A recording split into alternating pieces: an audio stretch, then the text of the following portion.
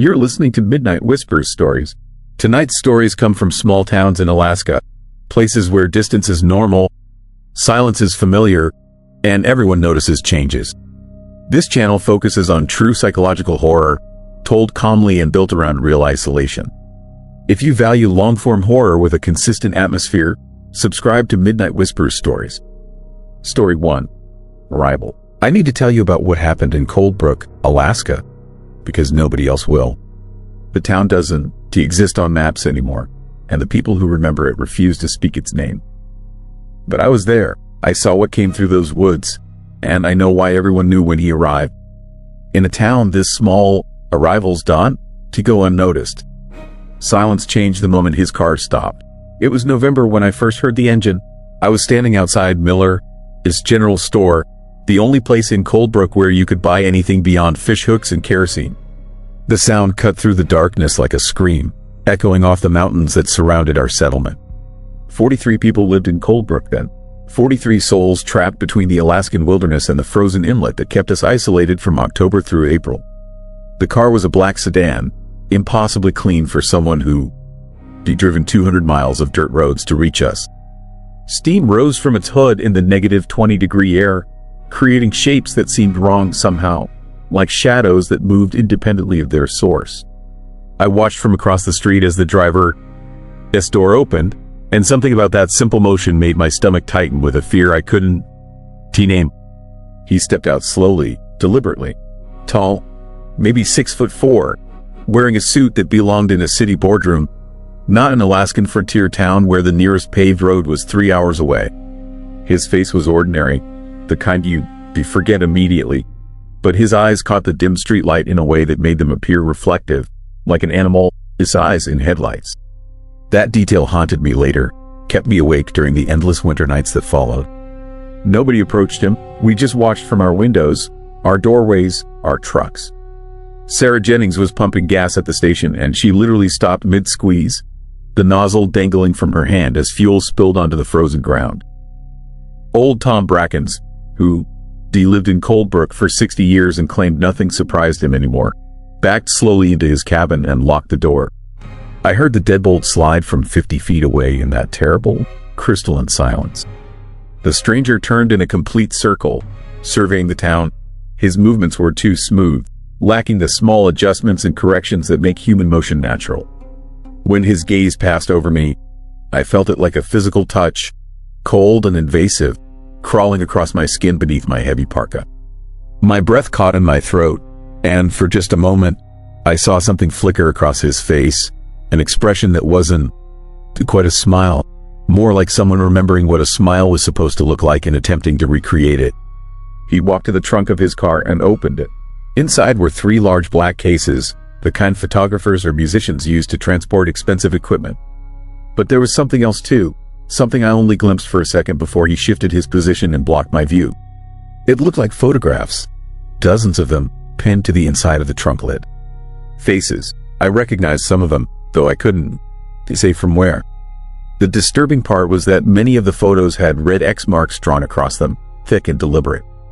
That first night, he took a room at Maggie's boarding house, the only place in town that rented to the rare traveler who stumbled into Cold Brook. Maggie told me later, before everything fell apart, that he paid for a month in advance with crisp $100 bills that smelled like smoke.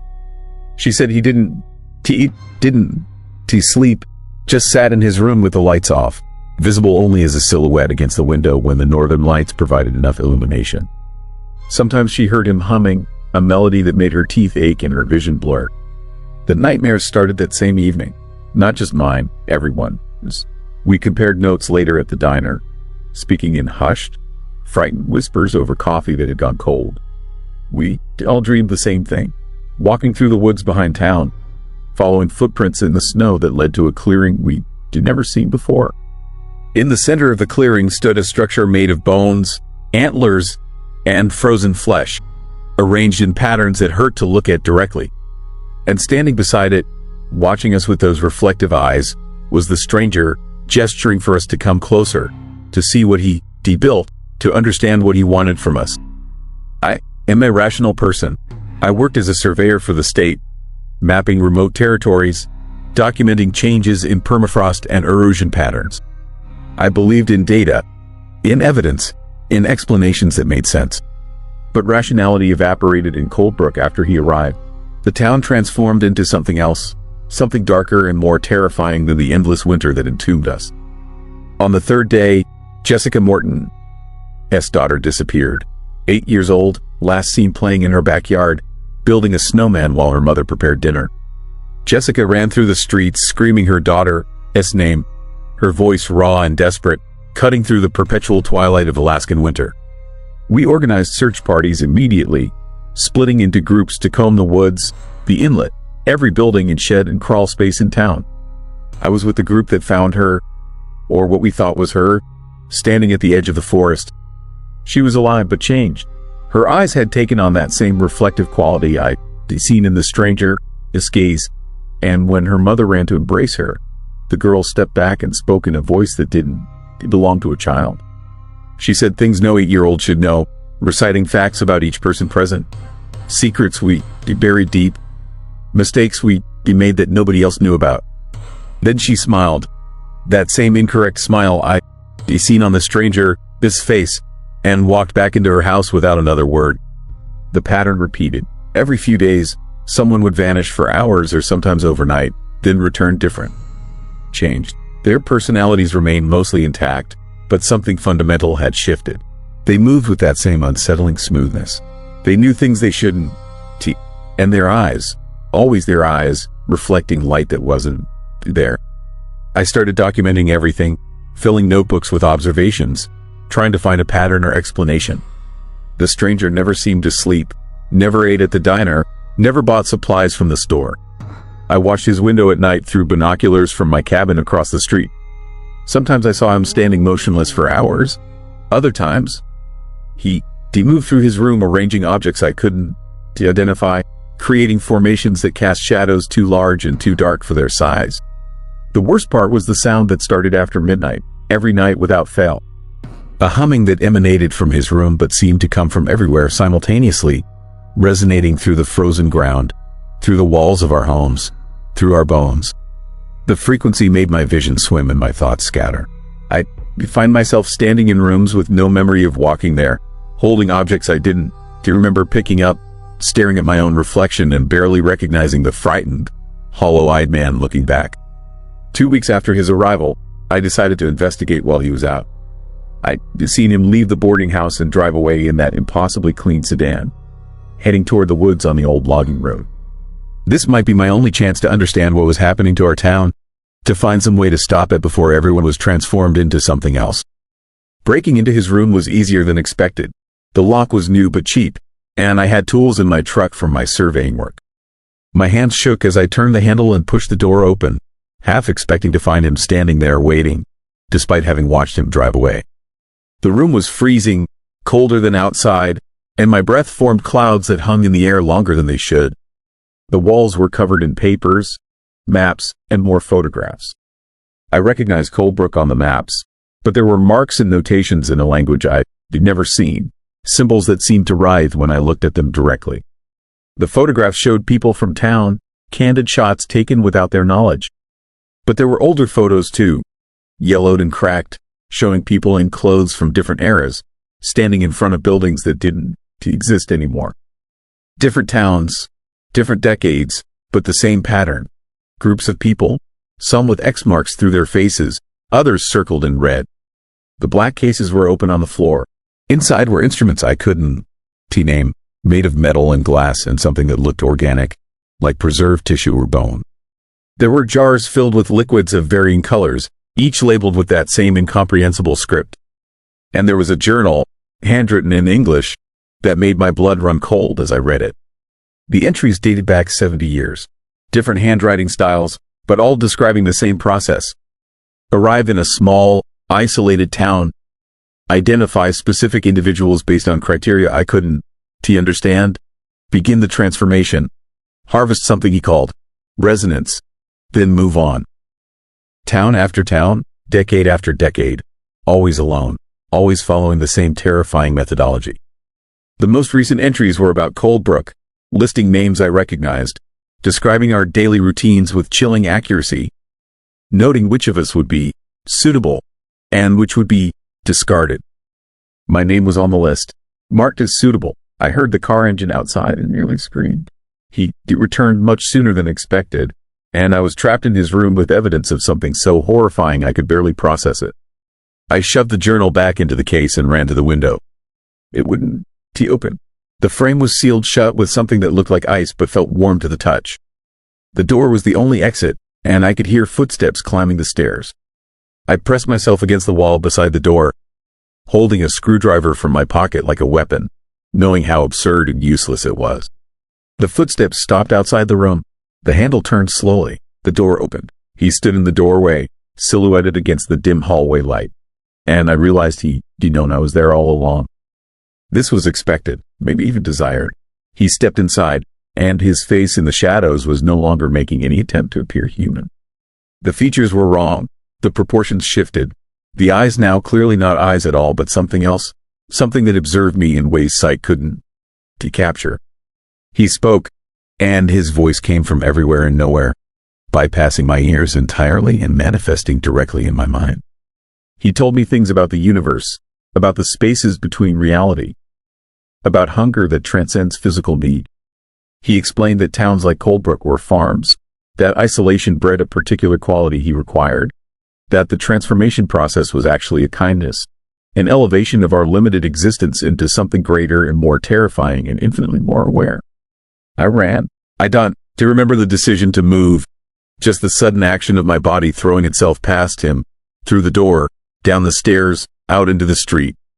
I ran through the darkness toward my truck, fumbling for keys with fingers that wouldn't cooperate. Behind me, I heard nothing, but I felt his presence like a weight pressing down on reality itself. The truck started, and I drove. Not toward the highway that wouldn't be passable for months, but into the woods, following old trails I knew from surveying work, paths that might lead to another town, to anywhere but Coldbrook. The headlights cut through the darkness, illuminating snow and trees and occasionally something else, shapes that moved wrong, figures that watched from between the pines with reflective eyes. I drove for hours, maybe days. Time became elastic, unreliable. Eventually, the truck ran out of gas on a ridge overlooking a valley. I hiked the rest of the way in negative 40-degree weather, sustained by fear and the certainty that staying still meant transformation or death or something worse than either. I reached another town 3 days later, frostbitten and delirious.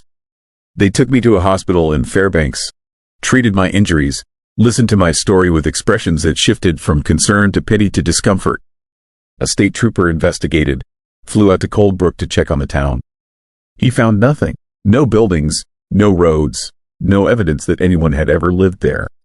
The valley where Coldbrook stood for 90 years was empty wilderness, untouched snow stretching between mountains, not even the remnants of foundations or power lines. Just forest and silence and the occasional set of footprints that led nowhere. But I know what I saw. I know what happened to those 43 people, what they became, where they went. Sometimes at night, I still hear that humming, resonating through the darkness.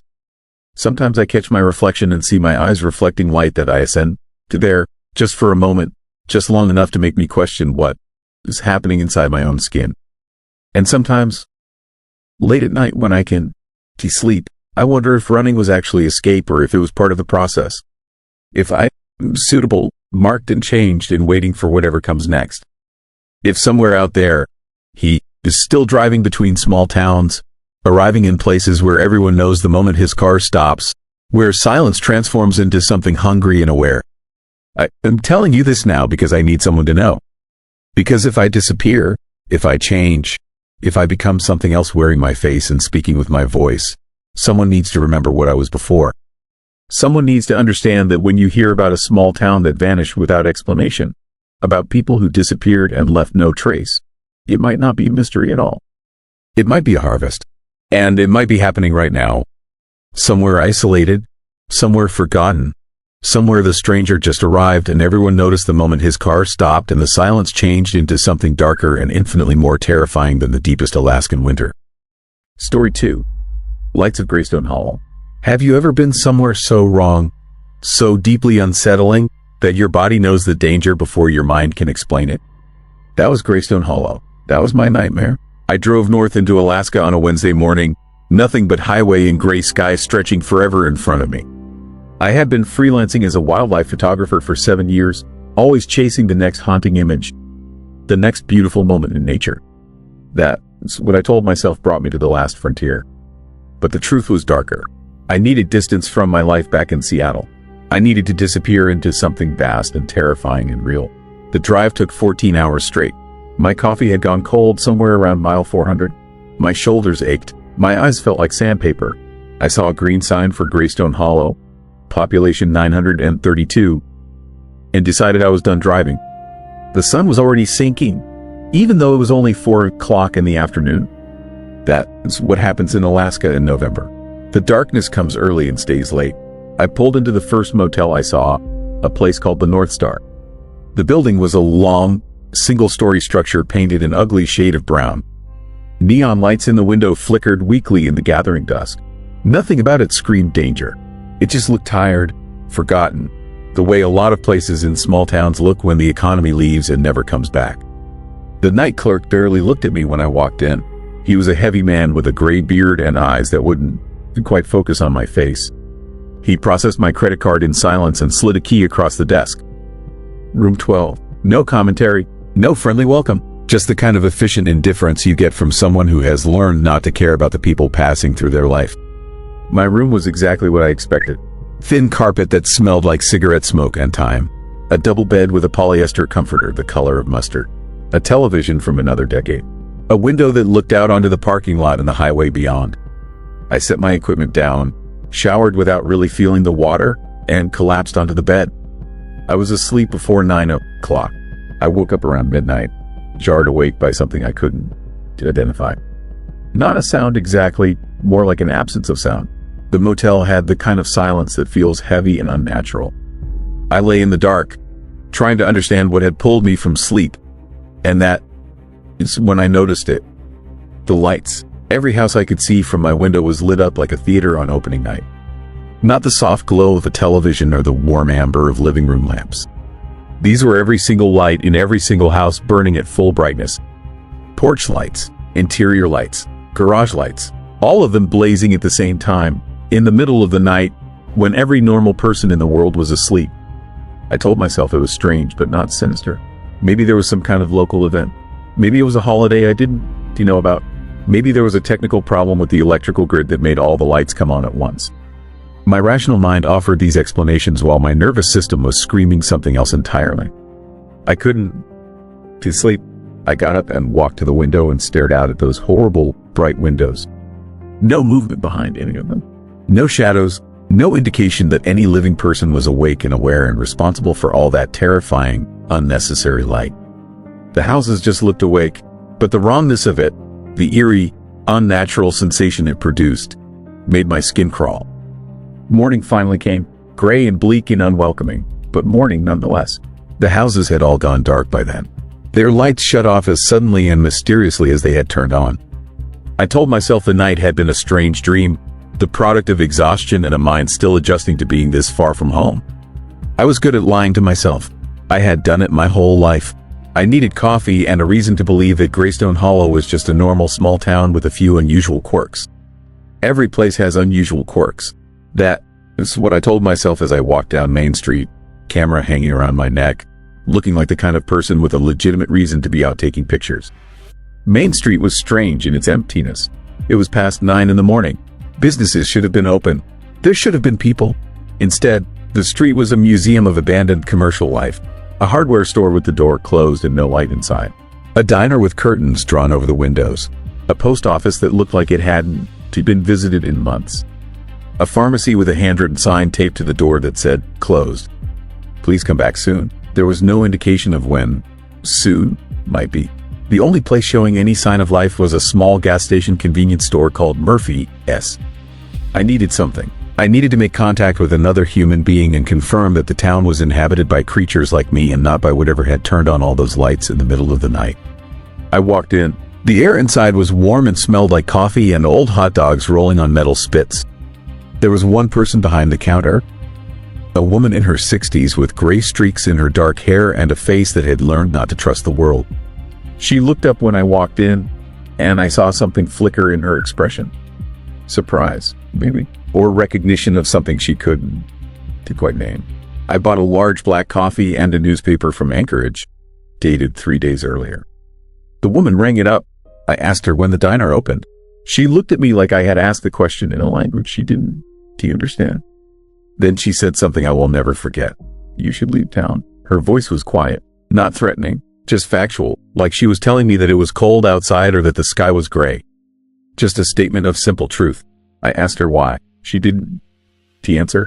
She just looked past me at the window, at the street behind me, at something that existed in the world beyond my understanding. I left the store feeling chilled in a way that had nothing to do with the weather. I held the newspaper and the coffee and walked back toward the motel, telling myself that the woman was strange, that small towns sometimes had strange people, that there was nothing actually wrong with Greystone Hollow except perhaps that it was economically struggling and therefore depressed and therefore home to people who behaved in ways that seemed odd to outsiders like me. That night, I tried to ignore what was happening. I stayed in my room. I watched television. I tried to read. I attempted to convince myself that the night before had been my imagination, a trick of exhaustion and isolation. But as darkness fell and the town settled into that suffocating silence, I heard them. Footsteps. They moved slowly past my room, back and forth, up and down the motel corridor. Not one person, multiple people, walking in an uneven pattern, sometimes fast, sometimes slow, sometimes stopping completely for minutes at a time. And under the footsteps, so quiet I almost missed it, was a sound like whispering. Not words, just breath and sound without meaning. Then, gradually, the lights came back on. This time I was ready for them. I sat at my window and watched as every house in visible range illuminated simultaneously. The brightness was aggressive now, hostile, not the warm light of human habitation but something else. Something that existed outside the normal range of human purpose. I took pictures. Do you know why? Some part of my brain that was still trying to be a photographer, still trying to make sense of the world through the lens of my camera, insisted on documenting what was happening. The photographs came out overexposed, bleached white by the intensity of the light. They looked like images from the afterlife, images of somewhere that had already been consumed by brightness, already transcended into something beyond the normal visual spectrum. By the third night, I had accepted the reality of what I was experiencing. This was not malfunction. This was not coincidence. This was something deliberate, something organized, something that involved every person living in Greystone Hollow, Alaska.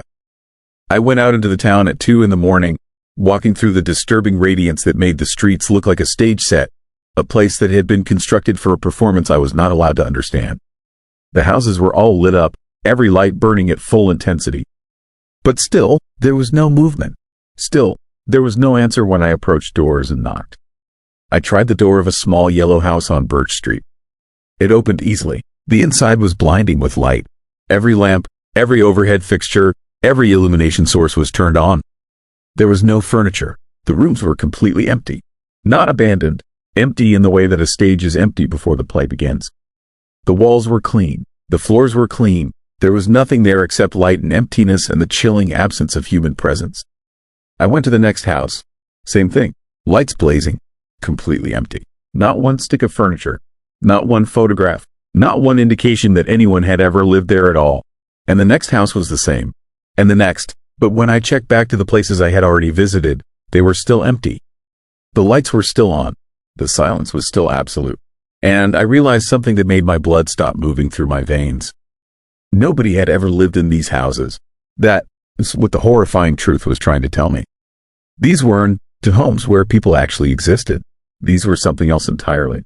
Stage sets for a production that had nothing to do with normal human life. Constructs designed to appear inhabited. Lies made manifest in wood and glass and electric light.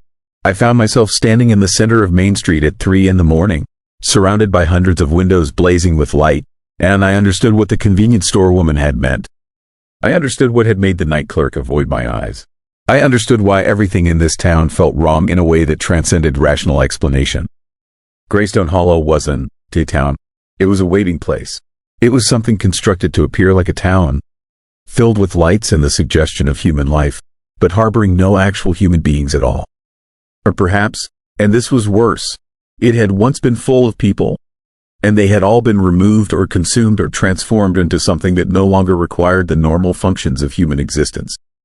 I ran. I got my things from the motel room, threw them into my vehicle, and drove south as fast as the highway would allow.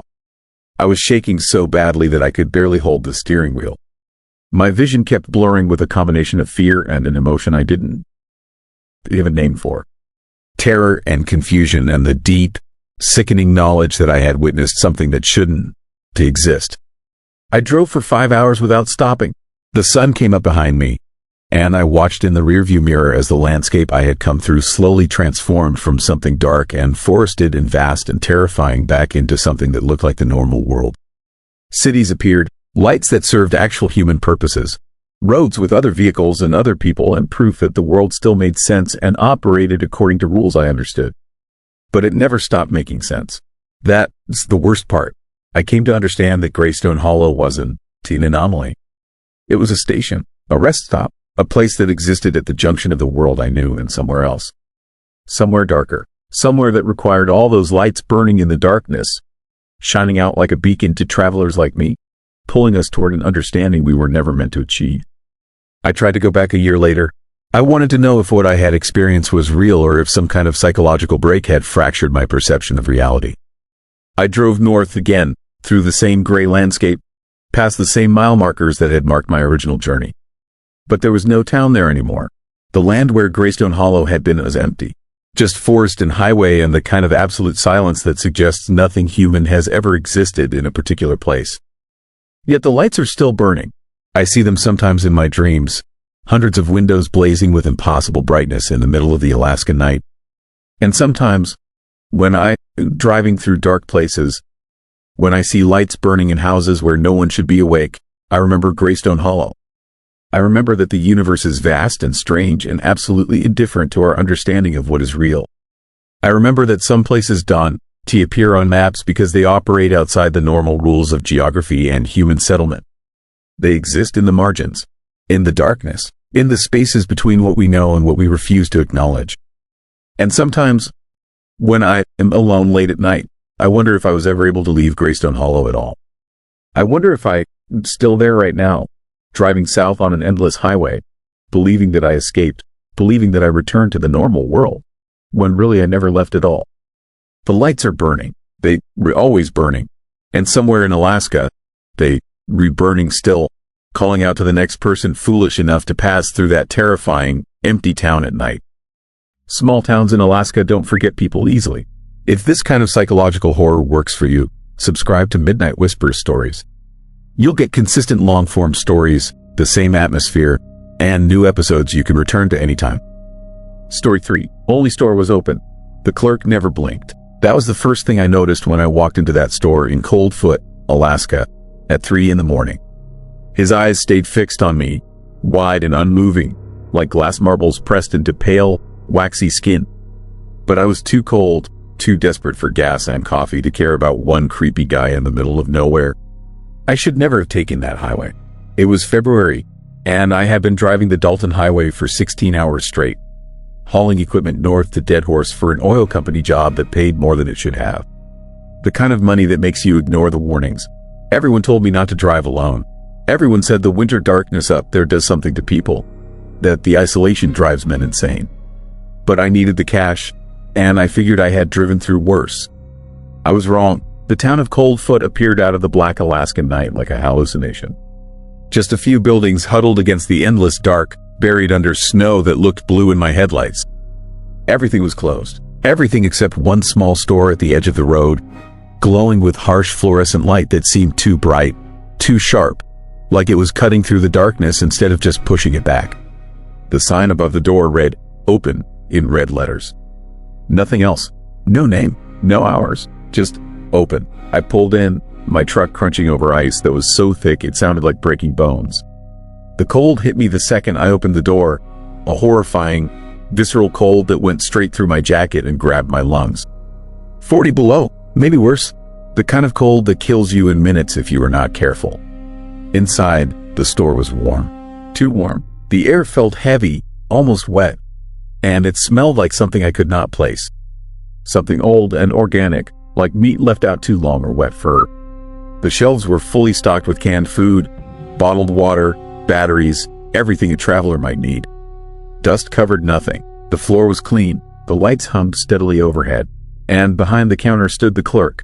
He was tall, maybe 6.5 feet, with long arms that hung at his sides like they were too heavy. His skin was pale, almost gray, and his hair was black and slicked back tight against his skull. He wore a green apron over a flannel shirt, both spotless. But it was his eyes that made my stomach turn.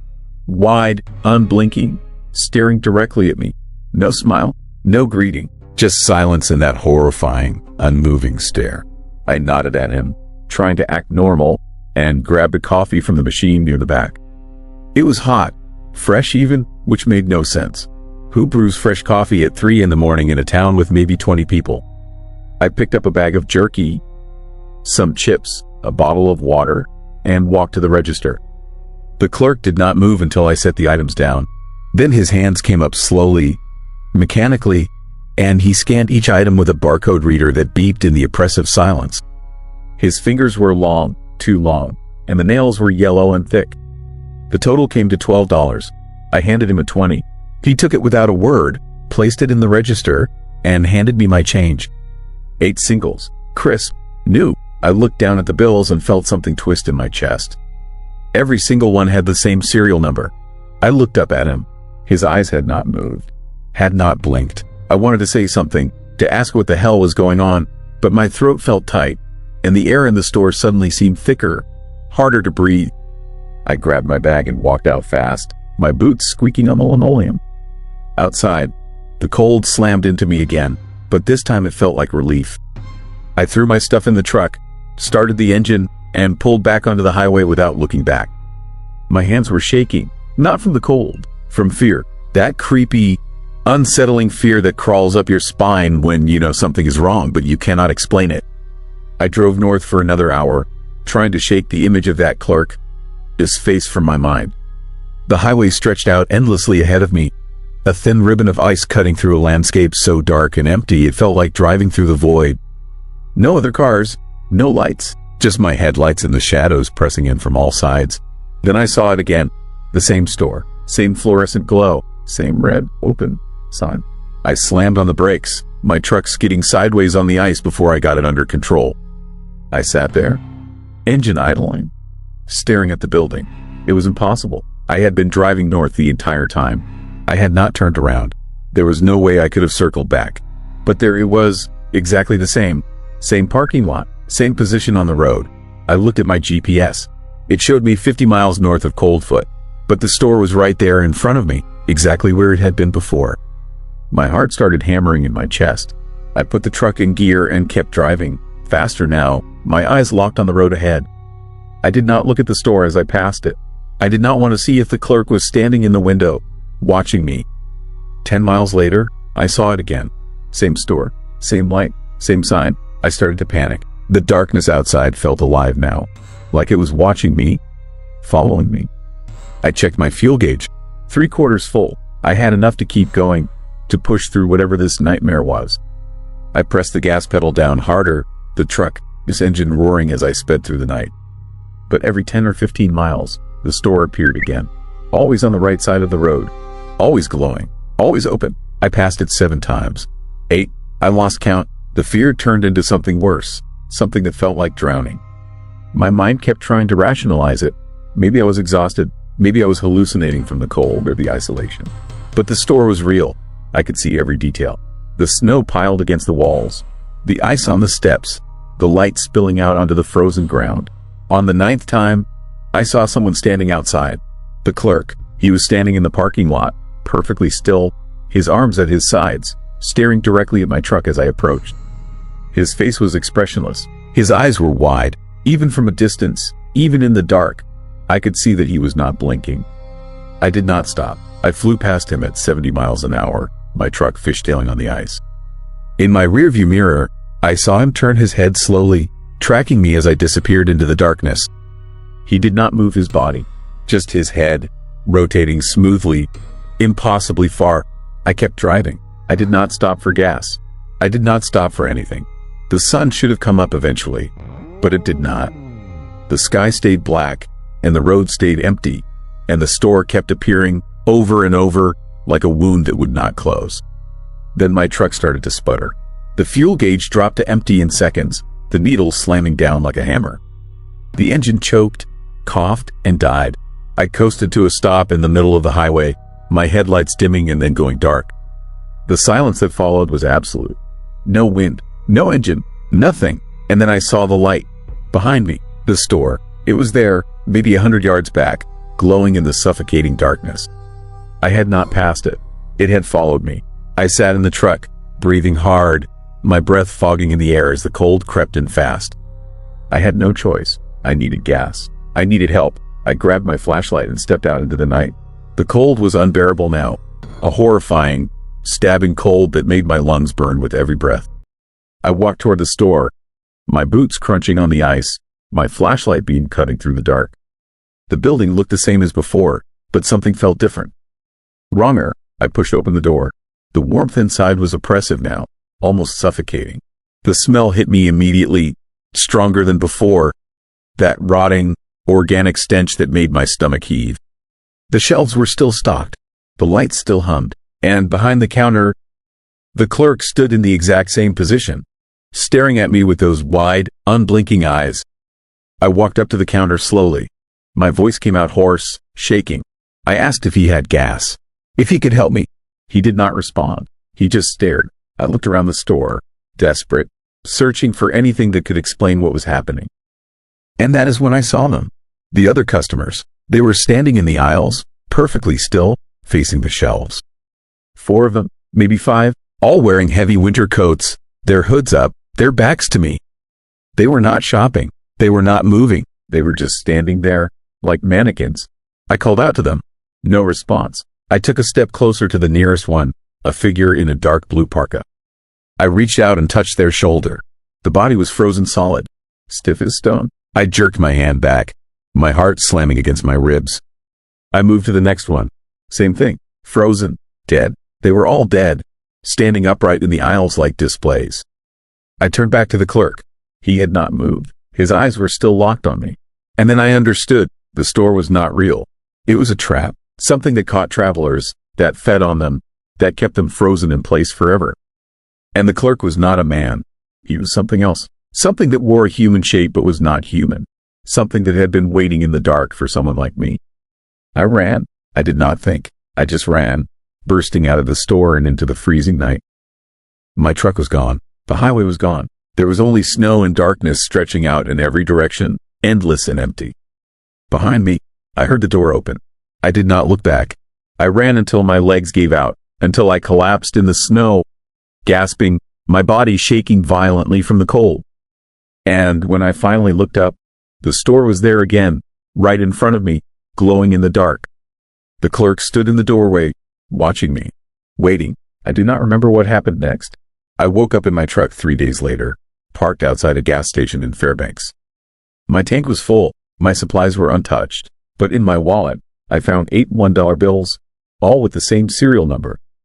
Nobody believes me. They say I had a breakdown, that the isolation got to me. But I know what I saw. And sometimes, late at night, I still smell that rotting, organic stench. I still see those wide, unblinking eyes. And I know that somewhere out there, in the endless Alaskan darkness, the store is still open. Waiting. Story 4.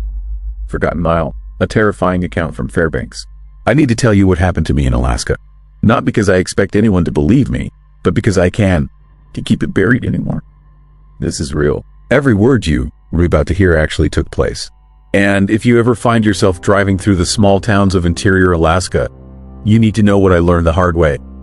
My name doesn't matter anymore. What matters is that 3 months ago, I made a decision that changed everything. I decided to drive north. Not for any particular reason. I was running from something, or maybe toward something. Either way, I pointed my truck toward Fairbanks and didn't look back. The highway stretched endlessly in front of me, and the further north I drove, the more the world seemed to disappear. Fairbanks isn't what most people imagine. It is not some quaint frontier town. It is desolate, industrial, empty in a way that makes your chest tight. When you drive through at night, the streetlights cast everything in this sickly yellow hue, and the silence is so complete it feels like the sound itself has been removed from the world. That's when I noticed something unsettling, something that would pull me into a nightmare I still can't fully explain. I was staying in a motel called the North Star. It was the kind of place where nobody asked questions and the rent was paid in cash. The kind of place forgotten people go to disappear. My room smelled like old cigarette smoke and something else, something I couldn't quite identify. Something organic and wrong. But I was tired, and the room was cheap, so I didn't care. On my second night there, I decided to take a walk. I wanted to see the town. I wanted to feel like I was part of something, even if that something was just a place. Even if it was a place that seemed to reject human presence. I walked down the main street around 10 at night, and that is when I first experienced the creeping, unsettling feeling that something was deeply wrong here. The street was completely empty. Not unusual for a small town at night, you might think. But this wasn't the normal emptiness. This was something else entirely. The sidewalks were clear of snow, perfectly clear, as if someone had recently swept them. But it was February in Alaska. Snow fell constantly. Fresh snow should have covered everything. Instead, these footpaths remained clean, untouched, deliberately cleared. I walked further down the street, my breath creating small clouds in the bitter cold. The storefronts were dark, their windows reflecting my image back at me like accusing eyes. A hardware store, a diner with the lights off, a clothing shop with mannequins in the window that seemed to follow my movement. That is when I realized something truly chilling. There were no other people. No cars, no signs of life anywhere. But the streets had been deliberately maintained, cleared of snow, kept ready for something. I stood in the middle of the intersection and looked around slowly. The fear was starting to build in my chest now, that creeping, cold sensation of knowing something is wrong but not being able to articulate what it is. The buildings around me seemed taller than they should be. The shadows between them seemed darker. And I became acutely aware that I was being watched. Not by a person, but by the town itself. By something that lived here in the cold and the darkness. I walked back to the motel quickly. Too quickly, like I was being chased by something invisible. When I got to my room, I locked the door and pulled the curtains shut, even though there was nothing outside but darkness. I sat on the edge of the bed, my heart pounding, trying to understand what I had just experienced. A town with cleared streets that no one walked on. It didn't make sense. That night, I heard sounds, footsteps in the hallway outside my room, but they were wrong somehow. The rhythm was off. The pace was too fast, then too slow, then fast again. I pressed my ear against the door and listened. The footsteps stopped directly outside my room. I held my breath. The silence stretched out for what felt like hours but was probably only seconds. Then, slowly, they moved on. Down the hallway, away from me, toward the other rooms. I didn't sleep that night. Morning came, and with it, a sense of relief that I had survived the darkness. I told myself I had imagined everything. The fear had gotten to me. The isolation, the cold, these were all common psychological responses to a new, unfamiliar place. I showered, dressed, and went to the diner I had seen the night before. I needed to eat something. I needed to interact with other human beings. The diner was small and smelled like burnt coffee and grease. There was a waitress behind the counter. A woman in her 60s with gray hair and tired eyes. She didn't look up when I entered. There was a man in a booth by the window, reading a newspaper that looked old. He didn't look up either. I sat down in a booth and waited for the waitress to come take my order. She approached slowly, as if moving through water. Her eyes were fixed on the table, never meeting mine. That is when I noticed something horrifying. There was no emotion in her face. None. Her expression was completely flat, like a mask. When she finally spoke, her voice was monotone and mechanical. She asked what I wanted to eat. No greeting, no smile, just the question, delivered like a robot programmed to ask it. I ordered coffee and eggs. She wrote nothing down. She just turned and walked away. I watched her disappear into the kitchen, and that is when the man by the window suddenly spoke. His voice was low, barely above a whisper, and his words made my blood turn to ice. He said I should leave. Not leave the diner, leave the town. He didn't look at me when he said it. He kept his eyes fixed on his newspaper. But the message was clear. A warning. A terrifying, genuine warning from someone who knew something I didn't. I wanted to ask him why. I wanted to demand answers, but something stopped me. Some instinct for self-preservation told me that asking questions here was dangerous. That curiosity in this place could get me killed. The coffee and eggs arrived. I ate quickly, barely tasting anything. The entire time, I could feel the waitress watching me from behind the counter. Watching with those dead, empty eyes. The man in the booth never looked up from his newspaper, but I knew he was aware of every move I made. The whole atmosphere in that diner was suffocating. A crushing weight of something malevolent and patient and old. I paid for my food and left. I didn't tip. Back at the motel, I started researching. I pulled out my laptop and searched for information about Fairbanks, about strange occurrences, about urban legends and local folklore. And I found something, a forum post from 5 years ago, buried deep in a paranormal discussion board, written by someone with the username Alaska Void. The post described something called the Forgotten Mile, a stretch of old highway outside Fairbanks, roughly 1 mile long, that hadn't been maintained in decades. According to the post, people who drove down that road at night reported experiencing missing time. Hours would pass but feel like minutes. They would arrive at their destination with no memory of the drive. And when they checked their odometers, the distance they had traveled didn't match the time they had spent on the road. But there was more, much more. The post described a town within the town, a place that existed just outside normal perception, a place where time moved differently, a place where people went and never came back as they were. The post ended abruptly, mid-sentence, like the author had suddenly stopped writing. I felt a cold dread spreading through my body like ice water in my veins. This wasn't just a creepy town. This was something else, something hidden, something that existed in the spaces between normal reality. And I was in it. I was already here. I could feel it now, pressing against me like an atmosphere I couldn't escape. That afternoon, I decided to drive the Forgotten Mile. I had to know. I had to see if what that forum post described was real. I rented a car from a small rental place on the edge of town. The man who rented it to me had the same dead eyes as the waitress. He didn't try to stop me or warn me. He just handed me the keys and told me to be back by midnight. Midnight? He didn't say why. He didn't explain what would happen if I wasn't back. But the way he said it made it clear that being on that road after midnight was something to be avoided at all costs. I drove out of Fairbanks as the sun began its descent toward the horizon. This far north, in February, the sun barely climbed above the horizon before beginning its fall again. The landscape was bleak and empty, nothing but snow and distant forests of stunted spruce trees. The road itself was old, pothole-riddled, with yellow lines that had faded almost completely. Then I saw the sign, or what was left of it, a weathered wooden marker with letters that had almost been erased by time and weather. It read Forgotten Mile Trail. The words seemed to be warning me to turn back. I drove onto the road. Everything changed immediately. The temperature inside the car dropped at least 10 degrees in seconds. My breath became visible in the air. The radio, which had been playing a classic rock station, suddenly filled with static so loud and chaotic that I had to turn it off. The sky above, which had been overcast but otherwise normal, began to darken rapidly.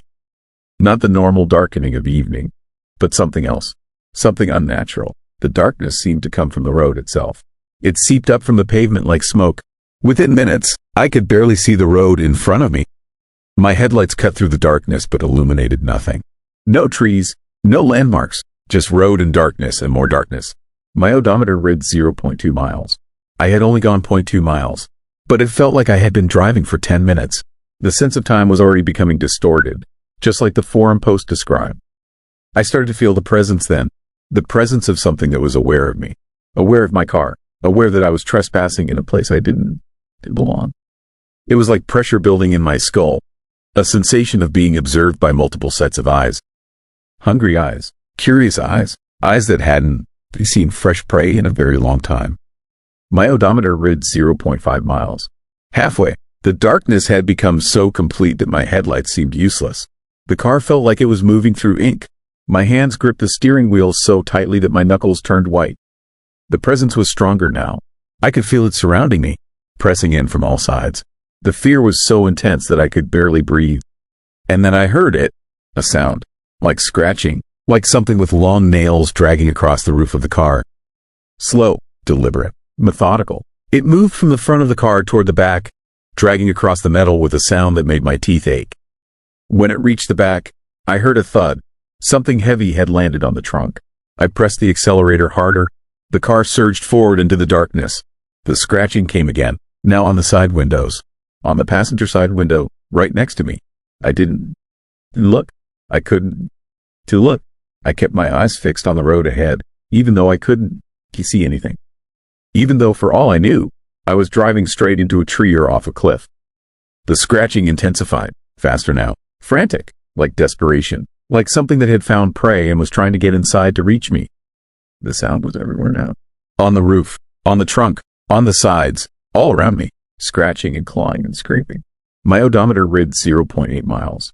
So close to the end of this nightmare. But then the car slowed. I hadn't to touch the brakes, but the car was definitely slowing down. Resistance. Something was pushing back against my momentum.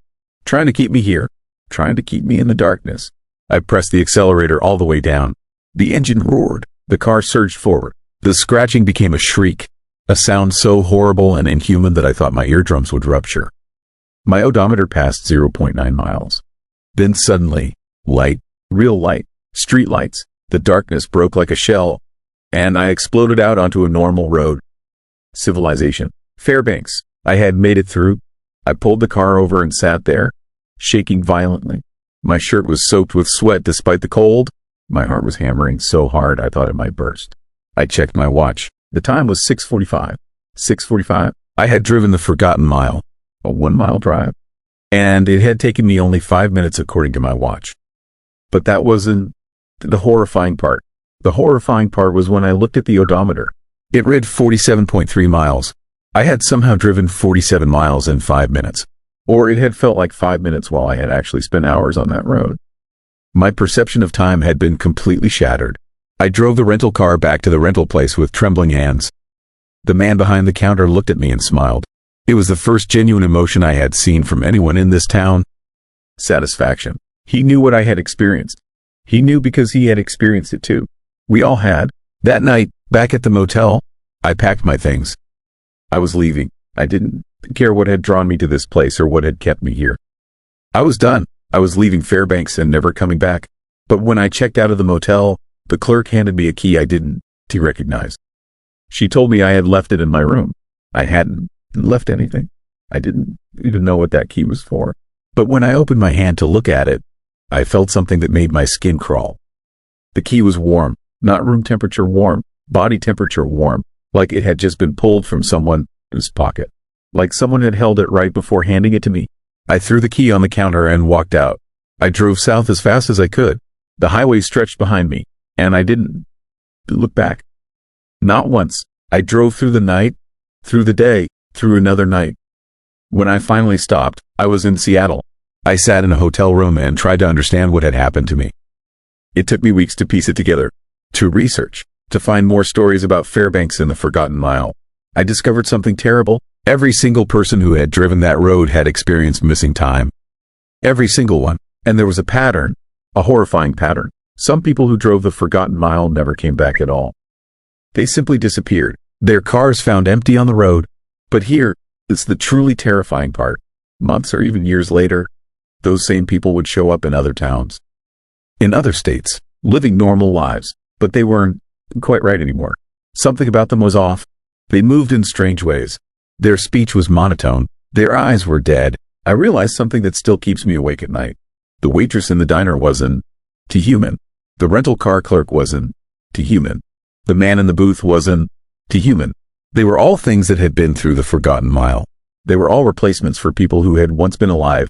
All of them were trapped in that town, serving something old, something hungry. And the worst part, every day that passes, I feel it less and less.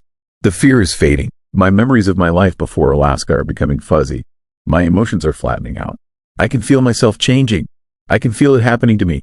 Do you know how long I have before I completely changed? Do you know when I'll wake up in some small town? Do you remember driving to, with a job I never applied for, serving other people who have made the same terrible mistake? If you be ever driving through Alaska at night and you see a sign for the Forgotten Mile, do you drive down that road? To be curious. To think you be different or special or that nothing bad could happen to you. Because it can. And it will. And if it does, you find yourself in a place where time moves wrong and darkness is alive and something is waiting to wear your skin like a suit. Story 5. Acceptance. Have you ever noticed how a small town knows things it shouldn't? How a place can sense a stranger before that stranger even realizes he is in danger. I learned that lesson in Greystone, Alaska. My truck died 3 miles outside town, and my cell phone showed no signal. Nothing unusual about that in the far north.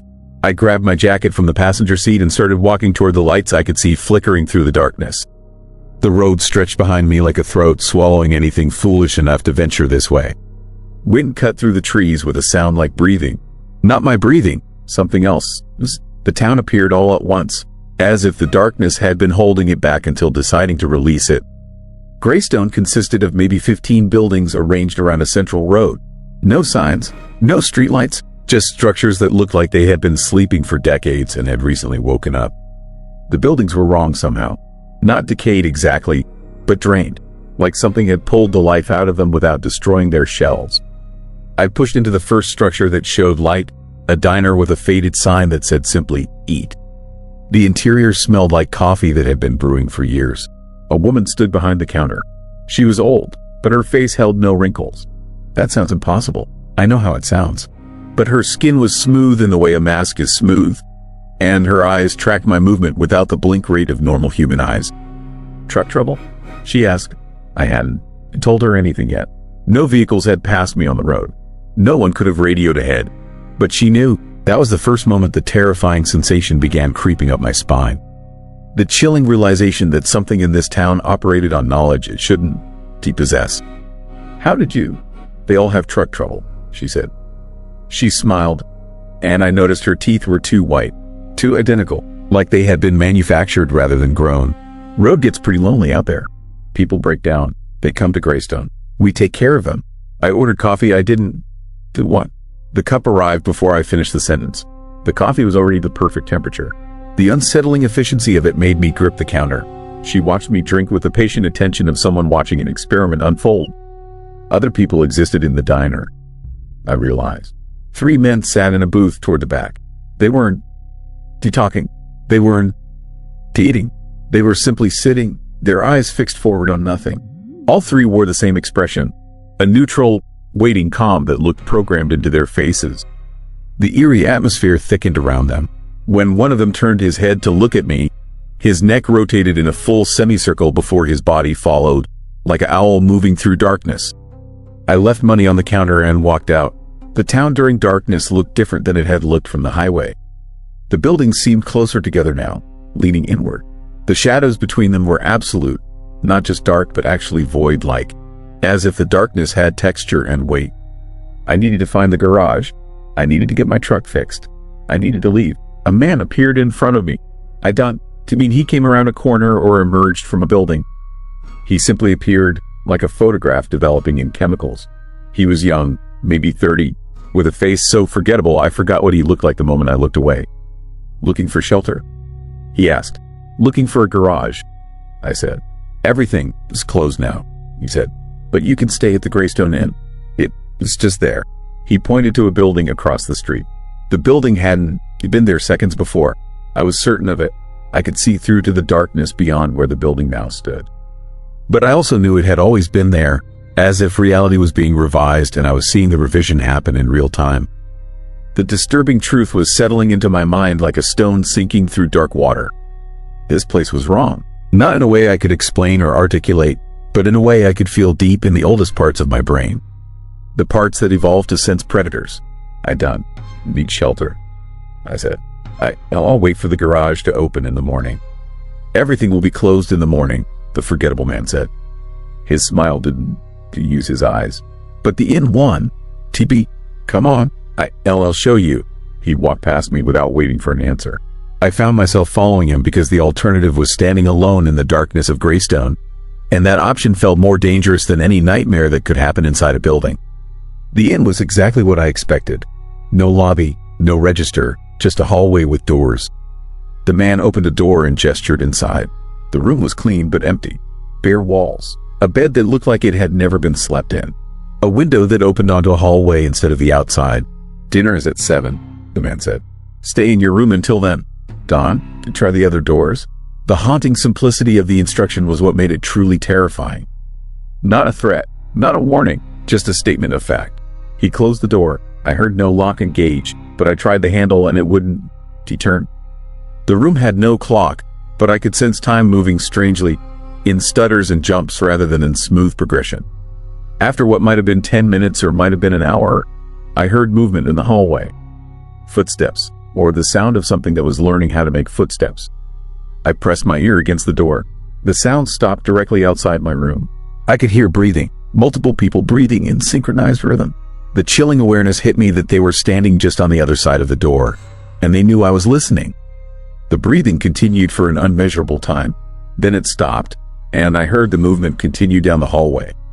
A door opened, a door closed. Silence. When the dinner hour came, I was pulled into the hallway by a force I didn't see. My legs simply obeyed commands from something outside myself. The dining room was vast, impossibly larger than the building should have contained. Long tables stretched toward infinity. The people sitting at the tables numbered in the hundreds, maybe thousands. All facing forward, all wearing the same patient expression. The woman from the diner stood at the far end of the room. Sit, she said. I sat. Food appeared. Meat. I donned. You know what kind? I didn't. To eat it. You haven't eaten, the woman said. It wasn't an observation. It was a statement of something wrong that needed correction. I'm not hungry, I said. Around me, the hundreds of people turned their heads, all at once, all moving with that same owl-like rotation, the neck swiveling first, then the body catching up. They stared at me with eyes that reflected light but contained no consciousness behind them. The creepy realization froze my blood. These weren't people anymore. They had been people, but something essential had been removed and replaced. You will be, the woman said. I ran. I didn't plan to run. My body simply decided that survival was more important than obedience. I ran through the dining room, knocked over chairs that felt like they were made from ivory, pushed through doors that led to hallways that twisted in non-Euclidean ways. My breath came in gasps. Fear crashed through me in waves. I burst outside into darkness that looked familiar.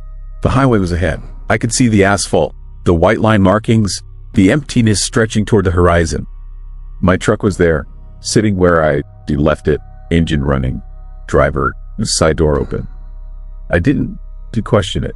I drove. The speedometer climbed to 70, 80, 90 miles per hour. In the rearview mirror, Greystone didn't fade away. It stayed exactly the same distance behind me, as if it was pacing the truck, keeping up effortlessly. Then I looked at my hands on the steering wheel. They weren't my hands. The skin was too smooth. The nails were too white and too identical. My fingers rotated at the knuckles in ways that required no bones to be where they were before. I touched my face and felt the smoothness of a mask covering something that was no longer me. The terrifying truth crashed down with the weight of a coffin lid closing. Do you remember leaving Greystone? Do you remember arriving? But they've been driving since that night, and I never leave this road. The mile markers count upward, but they always the same markers. The sun rises and sets, but I never anywhere different. And in the backseat of my truck, I sometimes hear breathing, synchronized breathing, the breathing of hundreds of people in perfect rhythm. Sometimes a car breaks down on this highway. Sometimes someone walks out of the darkness toward a town they can see glowing in the distance. The town doesn't ask questions about who they are or where they came from. It doesn't need to ask. It already knows. The town accepts them with a kindness that arrives too fast, with a warmth that feels like being swallowed. The scariest part, I said, what happened to me? The scary part is that I'm still driving, still watching, still aware of the thing that used to be me behind this wheel. And I can feel myself changing. My fingers are learning to move in new ways. My thoughts are becoming slower, more synchronized, more patient. The town didn't ask questions. And now I'm learning why asking questions, ISN, is something the old me would ever need to do again. Story 6. Voices carried through thin walls. I want you to understand something before I tell you what happened in Port Devine, Alaska. There are places in this world where reality wears thin, where the normal rules stop applying, and where listening too carefully can destroy everything you thought you knew about being human. Voices carried through thin walls. Conversations stopped the moment he listened closely. I moved to Port Devine in September, taking a job as the town's only mechanic after my divorce left me desperate for a fresh start somewhere nobody knew my name. Population 217, nestled in a valley so remote that supply planes only came twice a month, and the nearest hospital was a 4-hour drive on roads that disappeared under snow for half the year. It seemed perfect for someone trying to disappear. The garage sat at the edge of town, a corrugated metal building that rattled in the wind and smelled like motor oil and old coffee. My apartment was directly above it, accessible by an external staircase that swayed whenever I climbed it. The walls were thin as paper, the kind of construction that let you hear everything happening in the businesses next door. On one side was Harper's Diner. On the other was a building that had been empty since I arrived, windows covered with brown paper, a faded for lease sign hanging crooked by the door. The first month passed quietly. I fixed trucks and snowmobiles, learned the rhythms of a town where everyone knew everyone else's business, and started to believe I might actually find peace in this frozen corner of nowhere. The locals were friendly enough, though they had that typical small-town wariness of outsiders. They did not exchange pleasantries about the weather or the quality of my engine work, but rarely invited deeper conversation. Then the voices started. It was a Tuesday night in October when I first heard them. I had been lying in bed reading, trying to ignore the wind howling outside, when I noticed something underneath that sound. Voices, multiple people talking in the supposedly empty building next door. The words were muffled but intense, urgent in a way that made my skin prickle with unease. I pressed my ear against the wall. The voices grew clearer, though I still couldn't make out individual words. There had to be a dozen people in there, maybe more, all speaking in overlapping rhythms that created an unsettling harmony. What disturbed me most was the timing. It was past midnight in a town where everything closed at 9. Who would be gathered in an abandoned building at this hour, and why? The conversations would stop abruptly whenever I shifted position or made any noise. Complete silence would fall for maybe 30 seconds. Then the voices would resume, quieter now, more cautious. It felt like they knew I was listening, like my attention had been noticed and acknowledged. This pattern continued for a week. Every night after midnight, the voices would begin. Sometimes they sounded celebratory, almost joyous. Other times they carried tones of grief or anger or something I couldn't identify, emotions that didn't quite fit any category I recognized. I started recording them on my phone, thinking I could bring the evidence to the sheriff or the building, its owner, but the recordings captured nothing except static and the occasional sound that might have been wind or might have been breathing. I asked around town about the building. Nobody wanted to talk about it. When I mentioned the voices to Dale Harper, who ran the diner, his face went pale and he changed the subject so aggressively that I knew I'd touched something wrong. Sarah Connolly, who worked at the post office, literally walked away mid-conversation when I brought it up. The fear in her eyes was unmistakable and deeply disturbing. On the 8th night, curiosity overwhelmed caution. I had to know what was happening in that building, who these people were, why the entire town seemed terrified to acknowledge their existence. I grabbed a flashlight and headed downstairs, the metal steps clanging under my boots in the frozen darkness. The building's front door was locked, but the wood was old and rotting around the frame.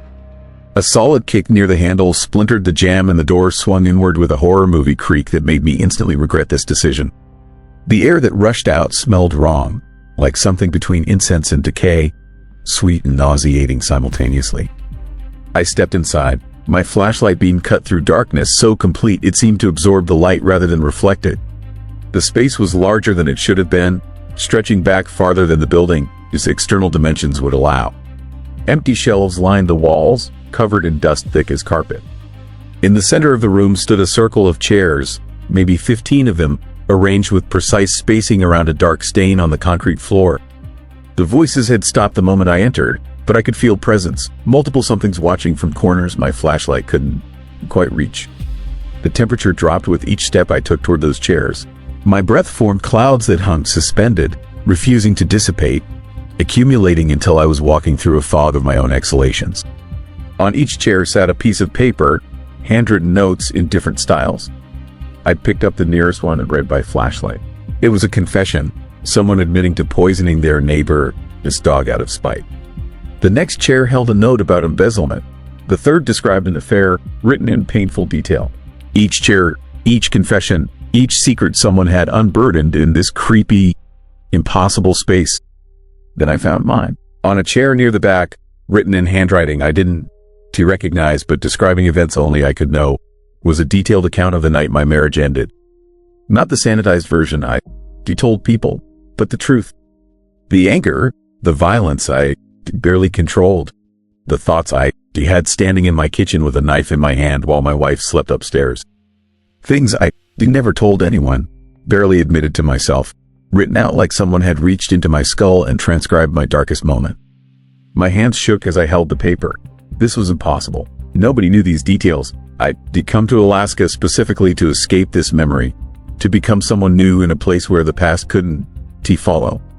Yet here it was, my shame and horror documented with clinical precision. The voices returned, but now I understood they weren't coming from people. They emerged from the walls themselves, from the darkness between my flashlight beam and the corners of the room, from the space behind reality where things that shouldn't exist pressed against the membrane of our world. They weren't speaking English or any human language. They were speaking in emotions, broadcasting feelings directly into my nervous system. Judgment, curiosity, hunger. I ran, dropped the paper, fled through the door, up the stairs to my apartment, locked every lock and shoved my couch against the entrance. My heart hammered so hard I thought it might rupture. The voices followed me, seeping through the thin walls, louder now that I acknowledged them, invited their attention through my intrusion. They spoke to me specifically now. I couldn't understand the words, but I understood the meaning. They wanted more confessions, more secrets, more of the darkness people carried inside them. The building wasn't abandoned. It was a collection point, a place where the town brought their worst moments and left them like offerings to something that fed on human shame and guilt and fear. Over the following nights, I learned the terrible pattern. Every resident of Port Divine had been to that building. They all sat in those chairs and written their confessions and felt the temporary relief of unburdening themselves to the darkness. But the price for that relief was participation.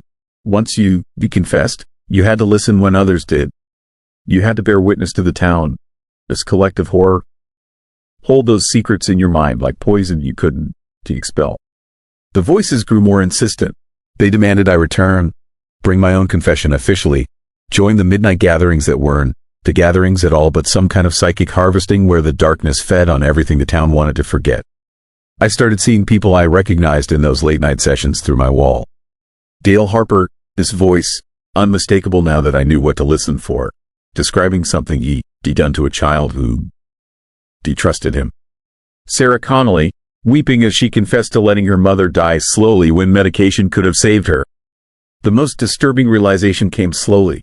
The confessions weren't static. They grew worse over time. People who initially shared minor transgressions returned with darker stories, as if the act of confession somehow opened them to greater sins, or perhaps revealed capabilities they always possessed but never acknowledged.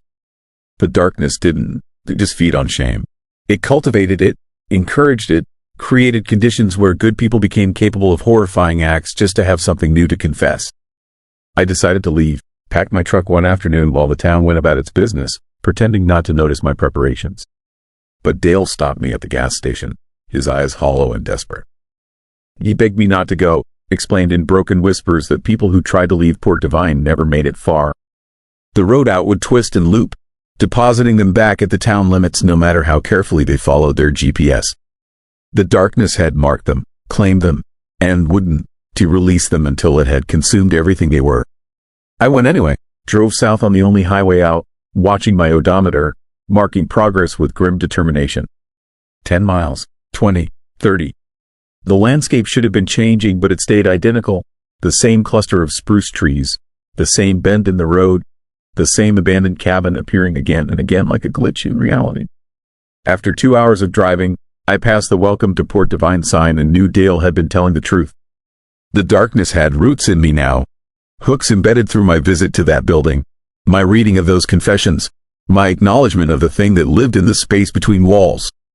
I am back in my apartment now, writing this as a warning to anyone considering a fresh start in a small Alaskan town that seems too quiet, too peaceful, too perfectly isolated from the world.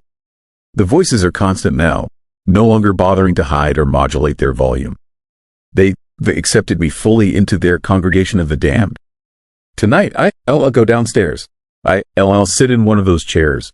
I'll write everything I've ever done wrong, every thought I suppressed, every hurt I caused. Not because I want to, but because the alternative is worse. The people who refuse to confess, who try to resist the darkness, they end up as the stains on the floor. Their essence absorbed completely, leaving nothing behind except a shadow that smells like regret. The worst part, ISN, through the horror of what is happening, it's the relief I feel knowing I'll finally unburden myself completely.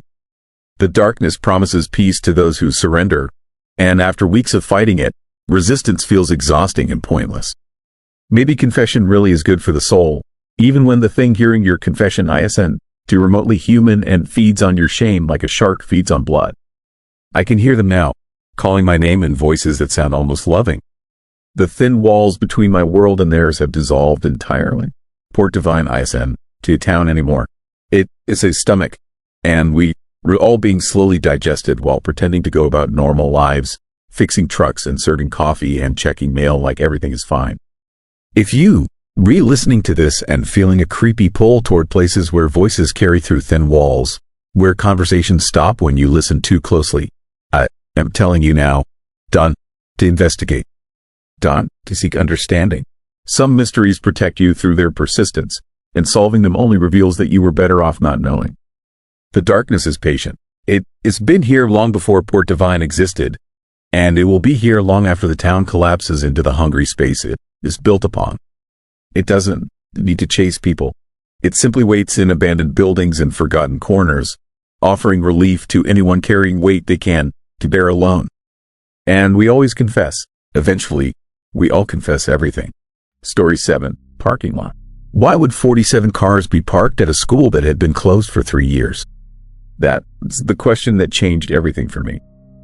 It's the moment I stopped being just another guy passing through and became someone who knew too much about what happens in the darkness of small-town Alaska. My name is David. I am 52 years old. I work in construction management, the kind of job that keeps me on the road for months at a time. I build things that last.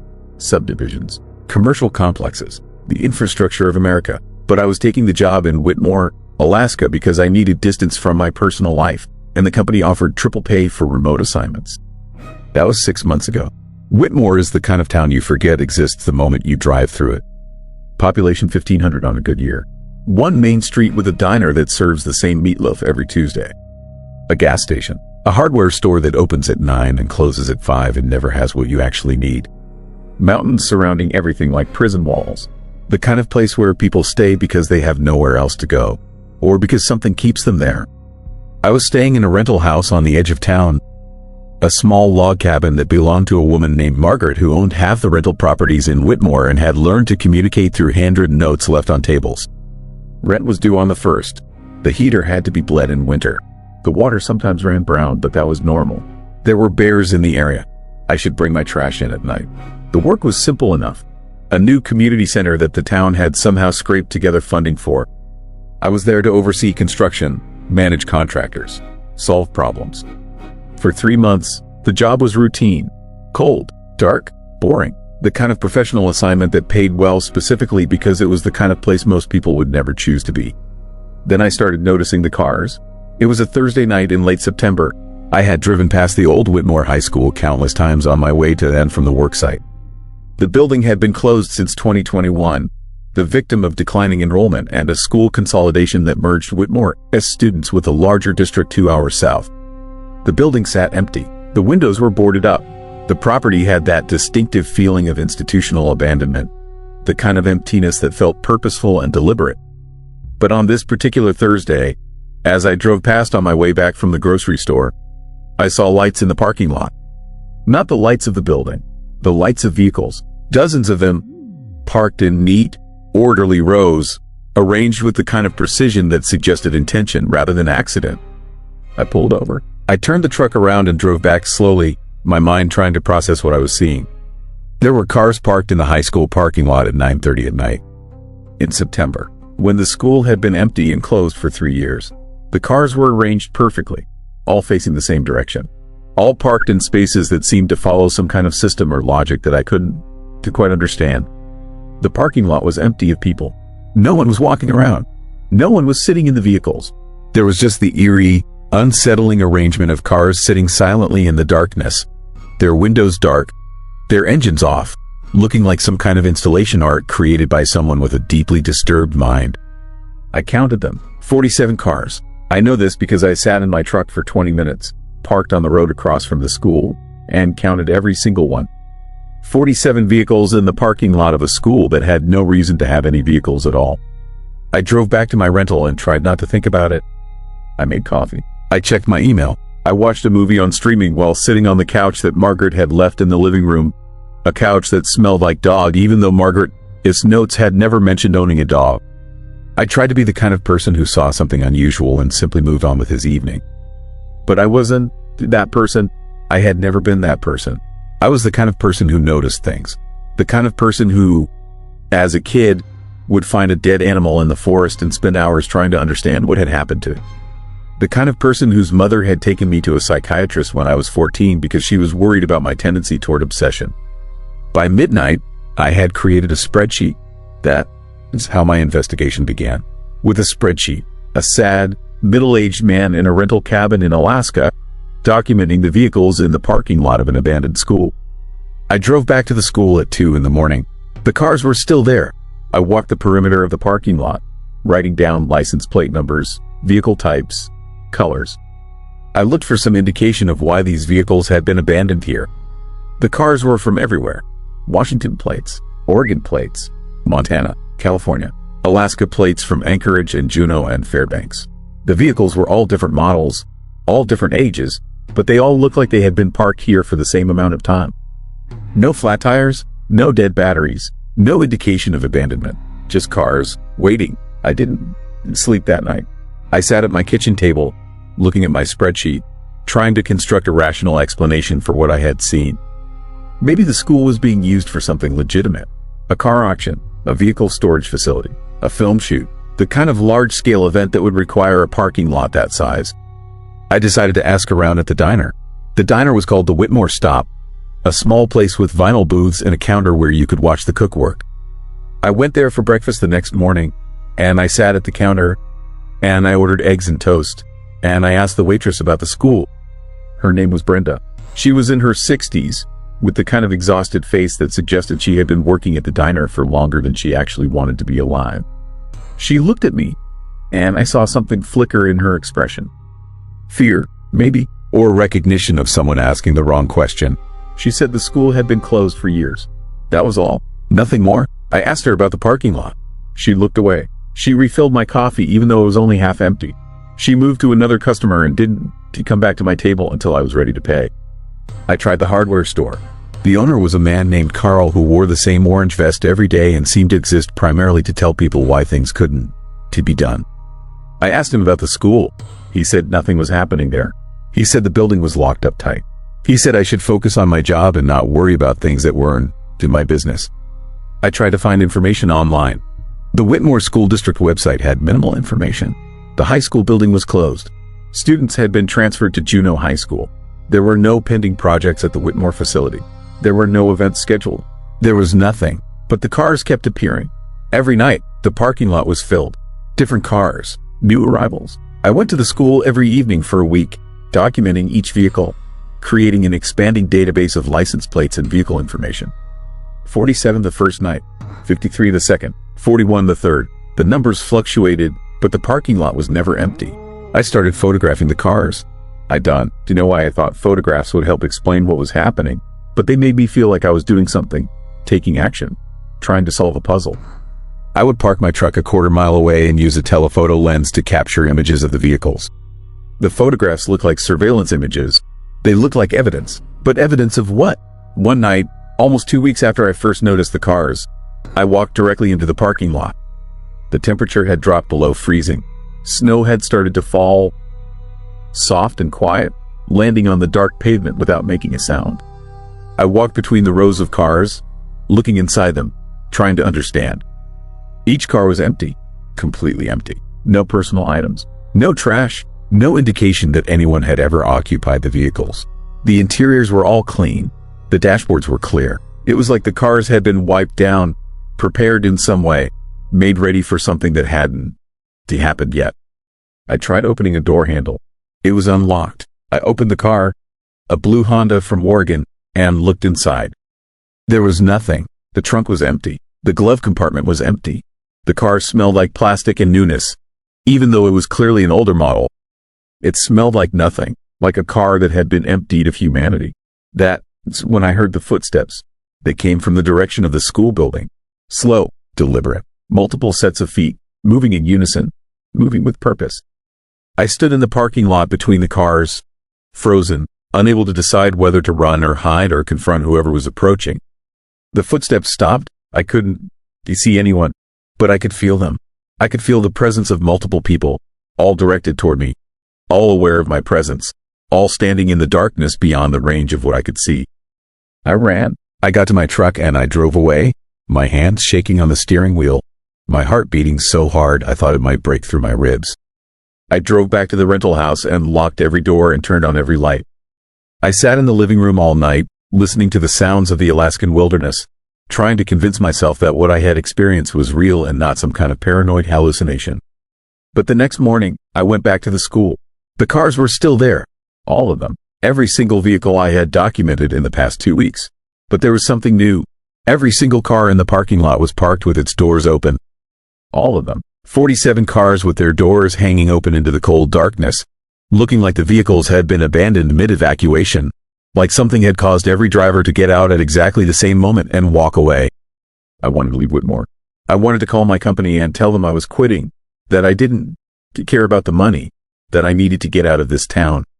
But something stopped me. Some part of my brain that had been activated by whatever was happening in this place. Some voice that told me that leaving would be a mistake, that I needed to understand what was going on before I could ever be safe again. I hired a private investigator from Juneau. I paid him $3,000 to run background checks on the cars, to figure out who owned them, to create a profile of why these vehicles were being stored in an abandoned school parking lot. It took him a week. When he called me back, his voice was different, quieter, more careful. He had found something that made him very uncomfortable, something that made him strongly suggest, that I should stop asking questions and leave Alaska immediately. The cars were owned by people, 47 different people, but all of those people had one thing in common. They had all been reported missing in the past 5 years. From all over the country, missing person reports filed in every state, families still searching, faces on internet forums dedicated to unsolved disappearances, people who had vanished from highway rest stops, truck stops, motels, small towns across America. And their cars were parked in neat, orderly rows in the parking lot of a closed school in Whitmore, Alaska. I felt something break inside me. Some barrier between rational thought and absolute terror collapsed. I understood, in a way that I couldn't articulate and couldn't escape, that I had discovered something that was not supposed to be discovered. That I had stumbled upon a mechanism that existed to collect people, to gather them, to process them in some way that transcended normal human understanding. I called the police in Whitmore. I told the officer on duty what I had found. He listened without commenting. When I finished, he asked me my name. He asked me where I was staying. He asked me, very politely, to come down to the station to make an official statement. I didn't go. Instead, I packed my truck with everything I owned in Alaska. I didn't bother with the deposit from my rental house. I didn't bother with the final payment from my job. I just drove south, away from Whitmore, away from the school, away from the parking lot that I now understood was something far more sinister and terrifying than I had the capacity to comprehend. It took me 18 hours to drive out of Alaska. I was shaking the entire time. I kept checking my mirrors, looking for headlights following me, looking for some indication that I was being pursued by something that had noticed I had learned too much. I never made it back to the lower 48. I crashed in Oregon on a rain-slicked highway, my truck sliding off the road and into a forest. I walked away from the wreck with a concussion and a broken collarbone. I spent 3 days in a hospital in Portland before I decided to disappear completely. I am living in Portland now. I work in a warehouse. I don't speak to anyone. I don't go anywhere at night. I try very hard not to think about what I learned in Whitmore, Alaska, though I think about it every single day. But sometimes, late at night, I receive phone calls from numbers I don't recognize. No one's on the other end. Just breathing. Just the sound of someone being present on the line. waiting for me to acknowledge them. And sometimes I receive text messages from anonymous numbers that contain photographs of cars in parking lots across the country.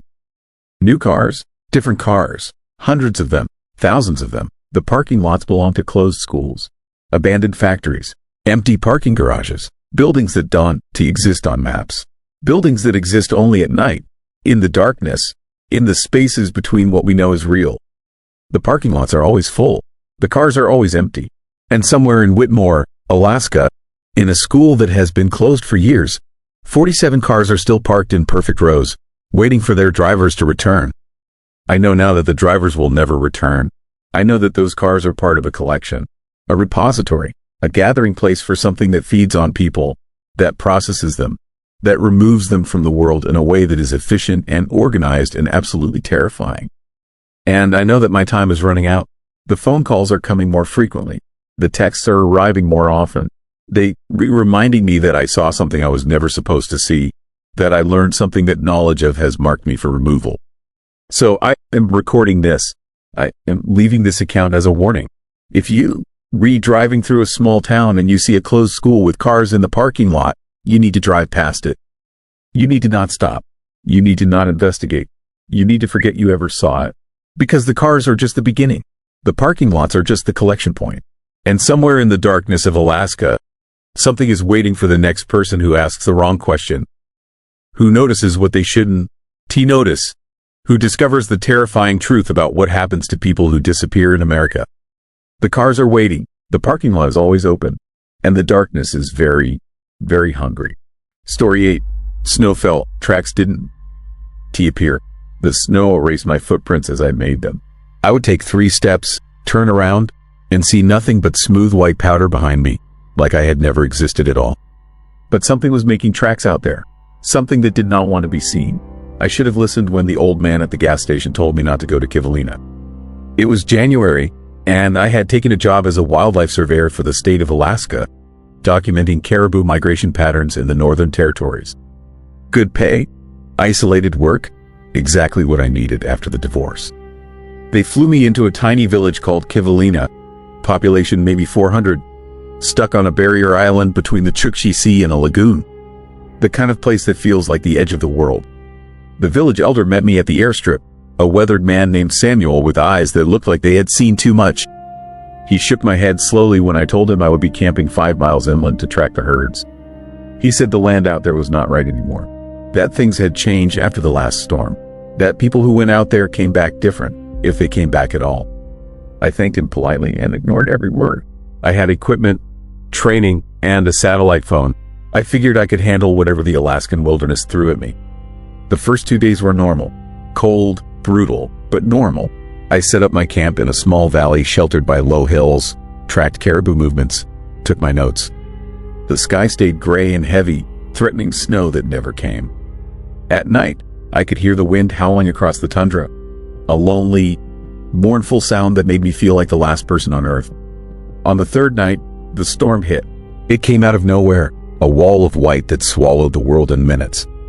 The wind screamed like something alive, and the snow fell so thick I could not see my hand in front of my face. I huddled in my tent, listening to the fabric snap and crack in the wind, praying the stakes would hold. The temperature dropped to 20 below, then 30, then lower. The kind of cold that is not just uncomfortable but actively hostile, searching for any way to kill you. The storm lasted 18 hours. When it finally stopped, the silence was worse than the noise. I unzipped my tent and stepped out into a world that looked alien. The snow had buried everything, drifts piled 6 feet high in some places. The landscape transformed into rolling white hills that bore no resemblance to what had been there before. My equipment was buried. My supplies were scattered, but that was not what made my stomach drop. There were no tracks. None at all. The snow around my tent was perfectly smooth, untouched, like fresh powder on a ski slope. But I had walked around the area just before the storm, checking my gear, gathering firewood. There should have been dozens of footprints, even partially filled ones. Instead, there was nothing. The storm had erased everything, except I had this creepy, disturbing feeling that I was being watched. I told myself it was paranoia. Isolation does strange things to the mind, and I had been alone out there for days. But the feeling would not go away. It sat in the back of my skull like a weight, heavy and constant, the sensation of eyes on me from somewhere I could not see. I spent the morning digging out my gear and trying to reestablish my camp. The work was exhausting in the deep snow, and I had to stop every few minutes to catch my breath, my lungs burning from the cold air. Around noon, I decided to check my trail cameras, motion-activated devices I had set up around the valley to capture caribou movements. The first camera was gone. Just gone. The tree I had strapped it to was still there, but the camera had vanished completely. No broken straps, no sign of an animal tearing it down. It was simply not there anymore. The second camera was still in place, but when I checked the memory card, my hand started shaking.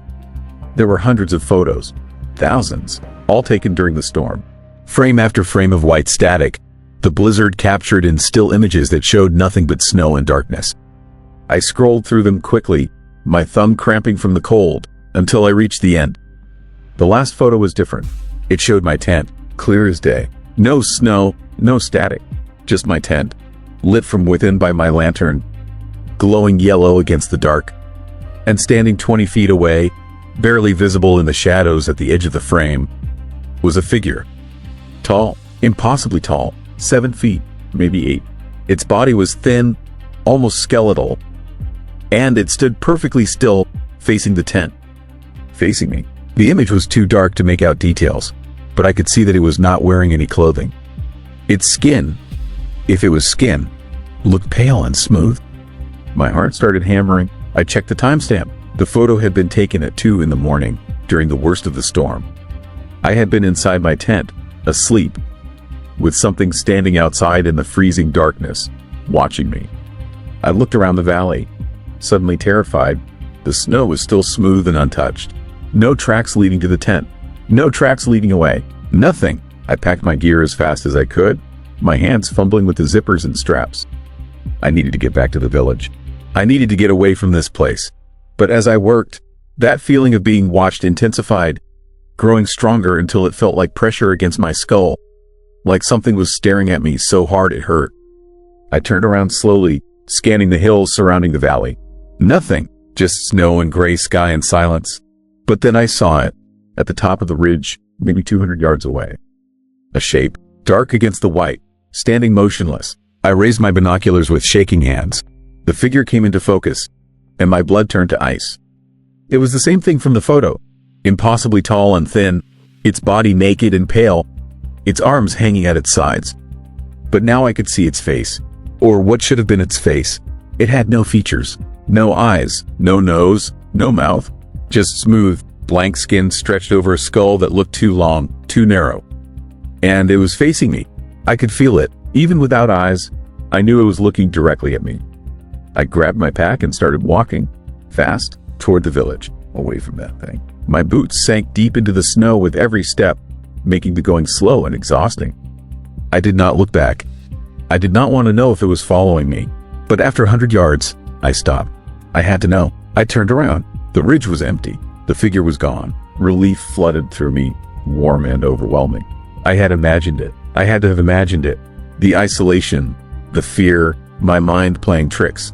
Then I looked down at the snow behind me. My footprints were gone. Every single one. The snow was smooth and perfect, like I had never walked through it at all. Like I had never existed. My breathing turned shallow. Panic clawed at my chest. I took 3 more steps forward and looked back again. Nothing. No prints. The snow fell gently now, light flakes drifting down from the gray sky, but not enough to cover tracks that quickly. Not nearly enough. I started running. My pack bounced on my back, and my lungs burned. But I did not stop. The village was 5 miles away across open tundra. I could make it. I had to make it. I ran for what felt like hours, my legs screaming, my body drenched in sweat despite the cold. And every time I looked back, there were no tracks. Just smooth snow, as if I was not really there. As if I was a ghost running through a nightmare. Then I saw it again, ahead of me this time, standing at the bottom of a shallow depression, directly in my path.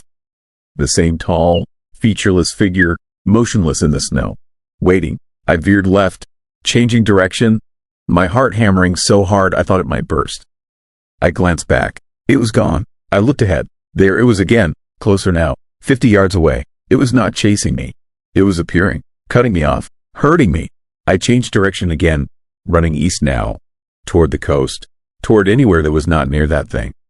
My vision started to blur from exhaustion and fear. My legs felt like lead. And still, every time I looked over my shoulder, there were no tracks. Just the terrible, impossible smoothness of untouched snow. The sun started to set, the gray sky darkening to black, and I realized I was not going to make it to the village. I was lost, exhausted, and something was out there in the darkness with me. Something that did not leave tracks. Something that erased mine. I collapsed in the snow, gasping, my body shaking violently. I fumbled for my satellite phone, my frozen fingers barely able to grip it. No signal. I was too far from the village, in a dead zone where nothing worked. And then I heard it, breathing, slow and raspy, like air moving through a damaged windpipe. Close, too close. I turned my head. It was standing right behind me, 10 feet away, towering over me in the darkness. Its featureless face tilted down, studying me. I could not move. Terror locked my muscles, froze my lungs. I waited for it to reach down, to grab me, to do whatever horrifying thing it had come to do.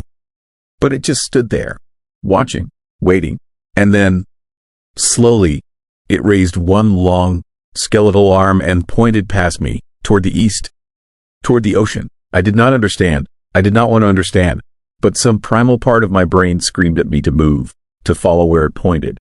I forced myself to stand, my legs barely holding me, and I started walking east. The figure did not follow. It just stood there, its arms still raised, until the darkness swallowed it. I walked for another hour, stumbling through the snow, half frozen, barely conscious. And then I saw lights. The village. I had somehow circled back. Relief crashed over me so hard I fell to my knees and wept. Samuel found me at the edge of town, hypothermic and delirious. They brought me inside, warmed me up, gave me hot coffee and dry clothes. I tried to tell them what happened, about the figure, about the missing tracks. Samuel just nodded slowly, his eyes sad. He said the land takes people sometimes. That the storm woke something old, something that had been sleeping under the ice for thousands of years. That it watches travelers now, erases them, makes them vanish like they never existed. He said I was lucky. Most people do not come back. I left Kivalina the next morning and never returned. But sometimes, on quiet winter nights, I look out my window at the falling snow and wonder if my footprints are still disappearing. If somewhere out there in the darkness, that tall, featureless thing is still standing in the storm, watching, waiting, erasing people from existence one track at a time. And I wonder if I ever really left at all. Story 9, Dead Air, what I learned about listening in Deadhorse, Alaska. There are sounds that will haunt you forever. Not the obvious ones. Not screams or gunshots or the wet crack of breaking bone.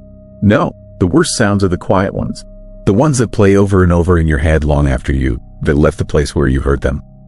For me, that sound is a radio announcer, this voice, saying the same names every single day, and the creeping realization that those names were disappearing from the world.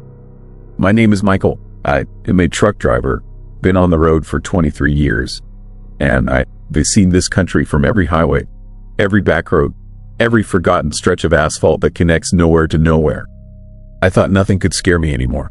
I was wrong, dead wrong, and I almost paid for that arrogance with my life. It started in Deadhorse, Alaska, a town so remote that most people don't even know it exists. Located at the edge of the Arctic Ocean, it is the northernmost point you can drive to on the North American continent. The town exists for one reason: oil. An industrial wasteland of pumps and pipelines and the kind of harsh, unforgiving landscape that makes you feel small and insignificant. I was hauling a load of supplies up there, a run that paid well enough to justify the terrifying drive north through ice and isolation. I arrived in Deadhorse on a Tuesday evening in late October. The sun was setting around 3 in the afternoon, which meant darkness would come early and stay late. The motel I rented a room at was called the Arctic Inn, a low-slung structure of weathered wood and corroded metal. The owner barely looked up when I checked in. He handed me a key without a word and went back to whatever he was doing behind the counter. The room smelled like diesel fuel and old coffee. There was a television that didn't work, a bed with scratchy blankets, and a radio on the nightstand. Not a modern radio, an old AM/FM unit that looked like it belonged in a different era. I turned it on out of boredom, and that was when the nightmare began. The radio played music for about 30 seconds, then switched to what sounded like a local news station. The announcer had a flat, emotionless voice. No inflection, no humanity. He began reading local notices, names and information that meant nothing to me at first. He said that Robert Patterson was missing. Robert Patterson, age 42, last seen leaving the oil facility on Monday. Police were asking anyone with information to contact the station. Then the music came back, a commercial for something. I didn't pay attention. I was tired from driving. But then the station returned, and the announcer repeated the same announcement. Word for word, Robert Patterson missing, age 42, last seen Monday. Please contact the station. That seemed odd. Why repeat the same announcement so soon? I flipped through the radio dial, looking for something else. News, music, anything. But every station was broadcasting the same thing. The same announcer, the same dead voice. Different names this time. Patricia Hendricks, missing since Sunday, age 31. Kevin Brooks, missing since yesterday, age 54. Name after name after name. All missing, all recent, all announced in that same flat, emotionless tone. I turned the radio off and tried to sleep, but sleep wouldn't come. I kept thinking about all those missing people. This was a small town. Maybe 50 or 60 people worked the oil fields and lived here permanently. And in the span of a few days, it sounded like dozens had vanished. That didn't make sense. That was impossible. The next morning, I went into town to grab breakfast. Dead Horse ISN, to really a town in the traditional sense. It is more like an industrial outpost, but there is a small restaurant that serves the workers. The place was nearly empty. I sat at the counter and a waitress brought me coffee without asking. I asked her about the missing people, the announcements on the radio. She didn't respond. She just stared at me with eyes that looked like they had seen something terrifying. When she finally spoke, her voice was hoarse, like she hadn't used it in days. She told me to leave, not leave the restaurant, leave Dead Horse, get in my truck and drive south and dawn, to look back. Then she walked away before I could ask her anything else. I should have listened. I should have paid attention to that warning and gotten out. But I was curious. I had always been curious, and that curiosity had saved my life before in tight situations. I thought maybe I could understand what was happening. I thought I could figure out the truth. I was a fool. That night, back in my room, I turned the radio on again. Part of me wanted to know what was happening. Part of me couldn't. To help myself, the announcer was still there, still reading names, but these were different names. These were names he had read before, the names from the previous day. Robert Patterson, missing since Monday, age 42. Patricia Hendricks, missing since Sunday, age 31. Kevin Brooks, missing since yesterday, age 54. But they weren't the new announcements about missing people anymore. The announcer was reading them like obituaries, like statements of fact. Deceased. The word hit me like a punch to the stomach. Deceased. All of them. All at the same time. All on the same day, even though they had gone missing on different days. The terrifying part was what came next. After each name, the announcer would pause. A long pause. Silence except for the static hum of the radio. And during those pauses, I heard something else. Something underneath the static. I had to lean close to the radio speaker to make it out. It sounded like breathing. Heavy, labored breathing. Like someone struggling to get air into their lungs. I turned the radio off. My hands were shaking. This was beyond explanation. This was something dark and disturbing and utterly wrong. The next day, I stayed in my room. I told myself I was resting before the long drive back south. But the truth was, I was terrified. Something about this place had gotten under my skin. Something about that radio had revealed something true about Dead Horse that nobody wanted to talk about. That evening, I turned the radio back on.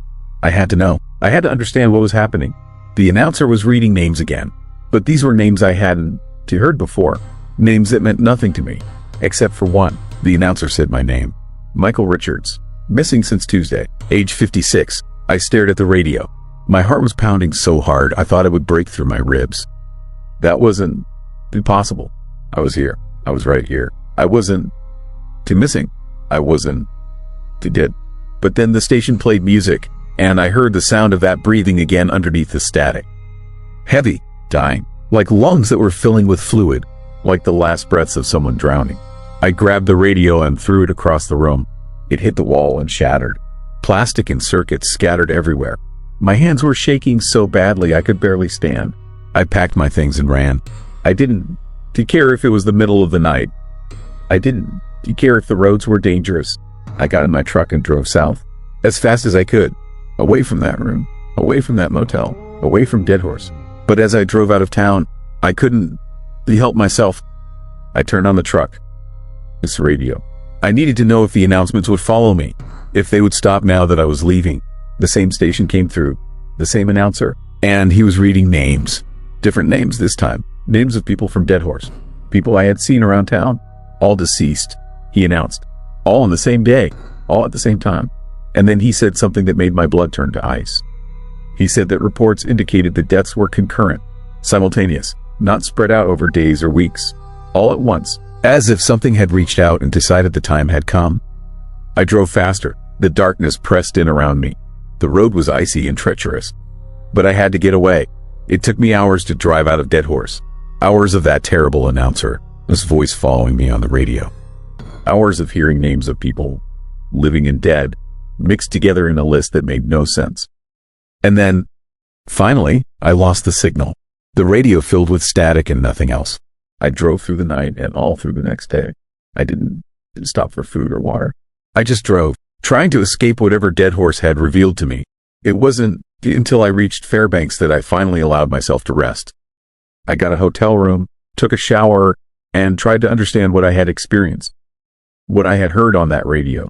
I told myself it was a hoax, some elaborate prank. Maybe someone at the local station was playing tricks on visitors. Maybe it was some kind of psychological experiment. But deep down, I knew better. I had heard the fear in that waitress's voice when she told me to leave. I had felt the weight of something genuinely wrong hanging over that town like a shroud. The next day, I did something I probably shouldn't have done. I researched Dead Horse online. I looked for missing persons reports. I looked for news stories, for death notices, for anything that would explain what I had heard. And I found them. All the names, all the people I had heard the announcer mention. They were all real, and they were all confirmed dead. Deaths that had occurred over the past several months. Deaths that official reports attributed to industrial accidents, suicides, and natural causes. But the dates were strange. The dates didn't match what the radio announcer had said. Some of the deaths had occurred weeks ago, some months ago, but the radio was announcing them as if they had just happened. As if the radio existed in a different time than the rest of the world. I tried to contact the police in Dead Horse. I called the local station and explained what I had heard on the radio. The person who answered the phone listened to my story in complete silence. When I finished, they told me that there was no radio station in Dead Horse. No local broadcasts, nothing like what I had described. They told me I must have dreamed it. But I know what I heard. I know those names were real. I know that breathing sound underneath the static was real. And I know that something is very wrong in Dead Horse, Alaska. The worst part is what happened last week. I was home, safe in Seattle, trying to move on with my life and forget about Dead Horse. I was listening to the radio while driving to work. A news report came on about a tragic incident at an oil facility in Alaska. The report said that there had been an accident, a massive structural failure, and that dozens of workers had been killed. The report didn't specify which town. It just said remote Alaska. But I knew it was Dead Horse. The announcer on the news report read the names of the deceased. And as he read each name, I heard something underneath his voice. A familiar sound, a sound I had heard before. Breathing, heavy, labored, desperate breathing. That is when I understood the horrible truth. The radio in my motel room wasn't broadcasting local news. It was broadcasting something else. It was announcing deaths before they happened. It was predicting who would die and when. And somewhere in Dead Horse, that radio was still broadcasting, still announcing names, still reading its haunting obituaries to the few people left alive who were foolish enough to listen. I haven't driven north since that day. I probably never will, but sometimes late at night, when I can sleep, I hear that announcer's voice in my head, reading names, announcing deaths, and I wonder if one of those names will be mine. I wonder if I'm still on that list. I wonder if the radio knows something I've done. I wonder if it is still talking about me. Most of all, I wonder about that waitress, the one who told me to leave. I tried to find information about her. I searched missing persons databases and death records. I found her name in a list of deaths attributed to the Dead Horse facility. She had died 3 months before I ever went there. 3 months, which means the last time anyone saw her alive, she was already dead. She was a ghost warning another ghost to run from a place that steals people and consumes them and announces their deaths over the radio like they read nothing but names on a list. Some people say I should go back, that I should investigate further, that the truth about Dead Horse deserves to be revealed. But they don't. Do you understand? They haven't heard that voice. They haven't heard that breathing underneath the static. They haven't experienced the terrifying sensation of knowing that somewhere out there, a radio is speaking your name into the void. If you ever find yourself driving north toward the Arctic, and you need to rest in a motel in a remote town, check the radio.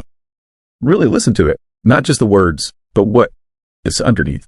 Because in some places, the radio doesn't just report the news. It reports the future. And once they heard your name announced, they heard that breathing sound attached to your fate, there is no escaping what has already been decided. Story 10. Leaving DIDM to break the pattern. What if a place could follow you even when you drove away from it? What if distance meant nothing to something that had already gotten inside your head? I'm going to tell you what happened in Copper Falls, Alaska, and then you can decide if you believe me or if I'm just another disturbed person with a story that doesn't make sense. Either way, the terrifying truth will sit with you the way it sits with me, like something under your skin that won to come out.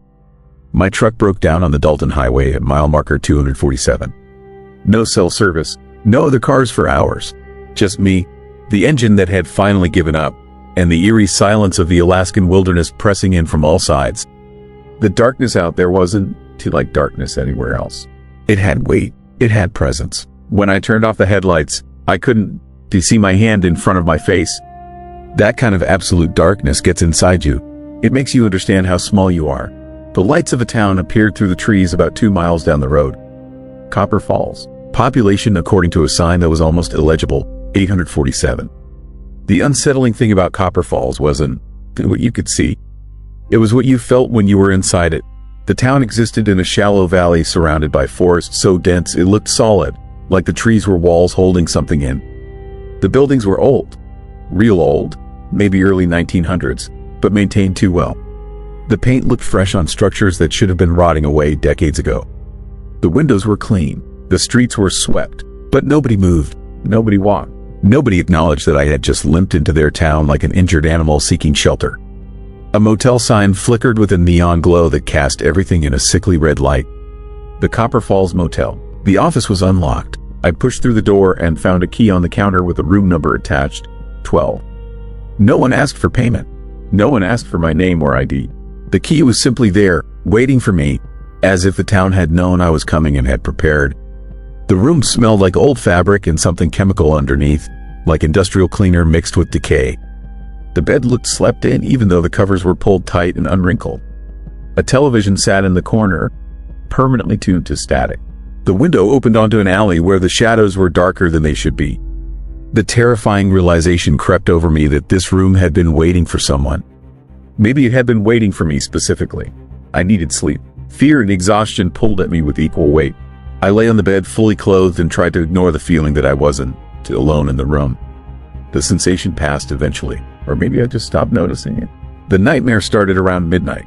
In the dream, I was walking through the town, but the streets kept rearranging themselves. A street I had just come from would suddenly be behind me in a different direction. The buildings would shift positions when I wasn't looking directly at them. And in the nightmare, I understood that this was normal, that the town had always worked this way, that everyone who lived there knew about it and had simply accepted it. I woke up gasping. The clock on the nightstand read 3:33 a.m. The numbers glowed with an eerie precision.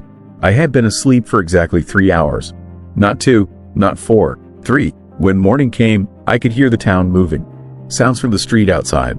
Footsteps. The creaking of doors. Normal town sounds. But underneath them, something else. Something rhythmic. Something like breathing amplified through the walls of every building at once. I found the diner easily.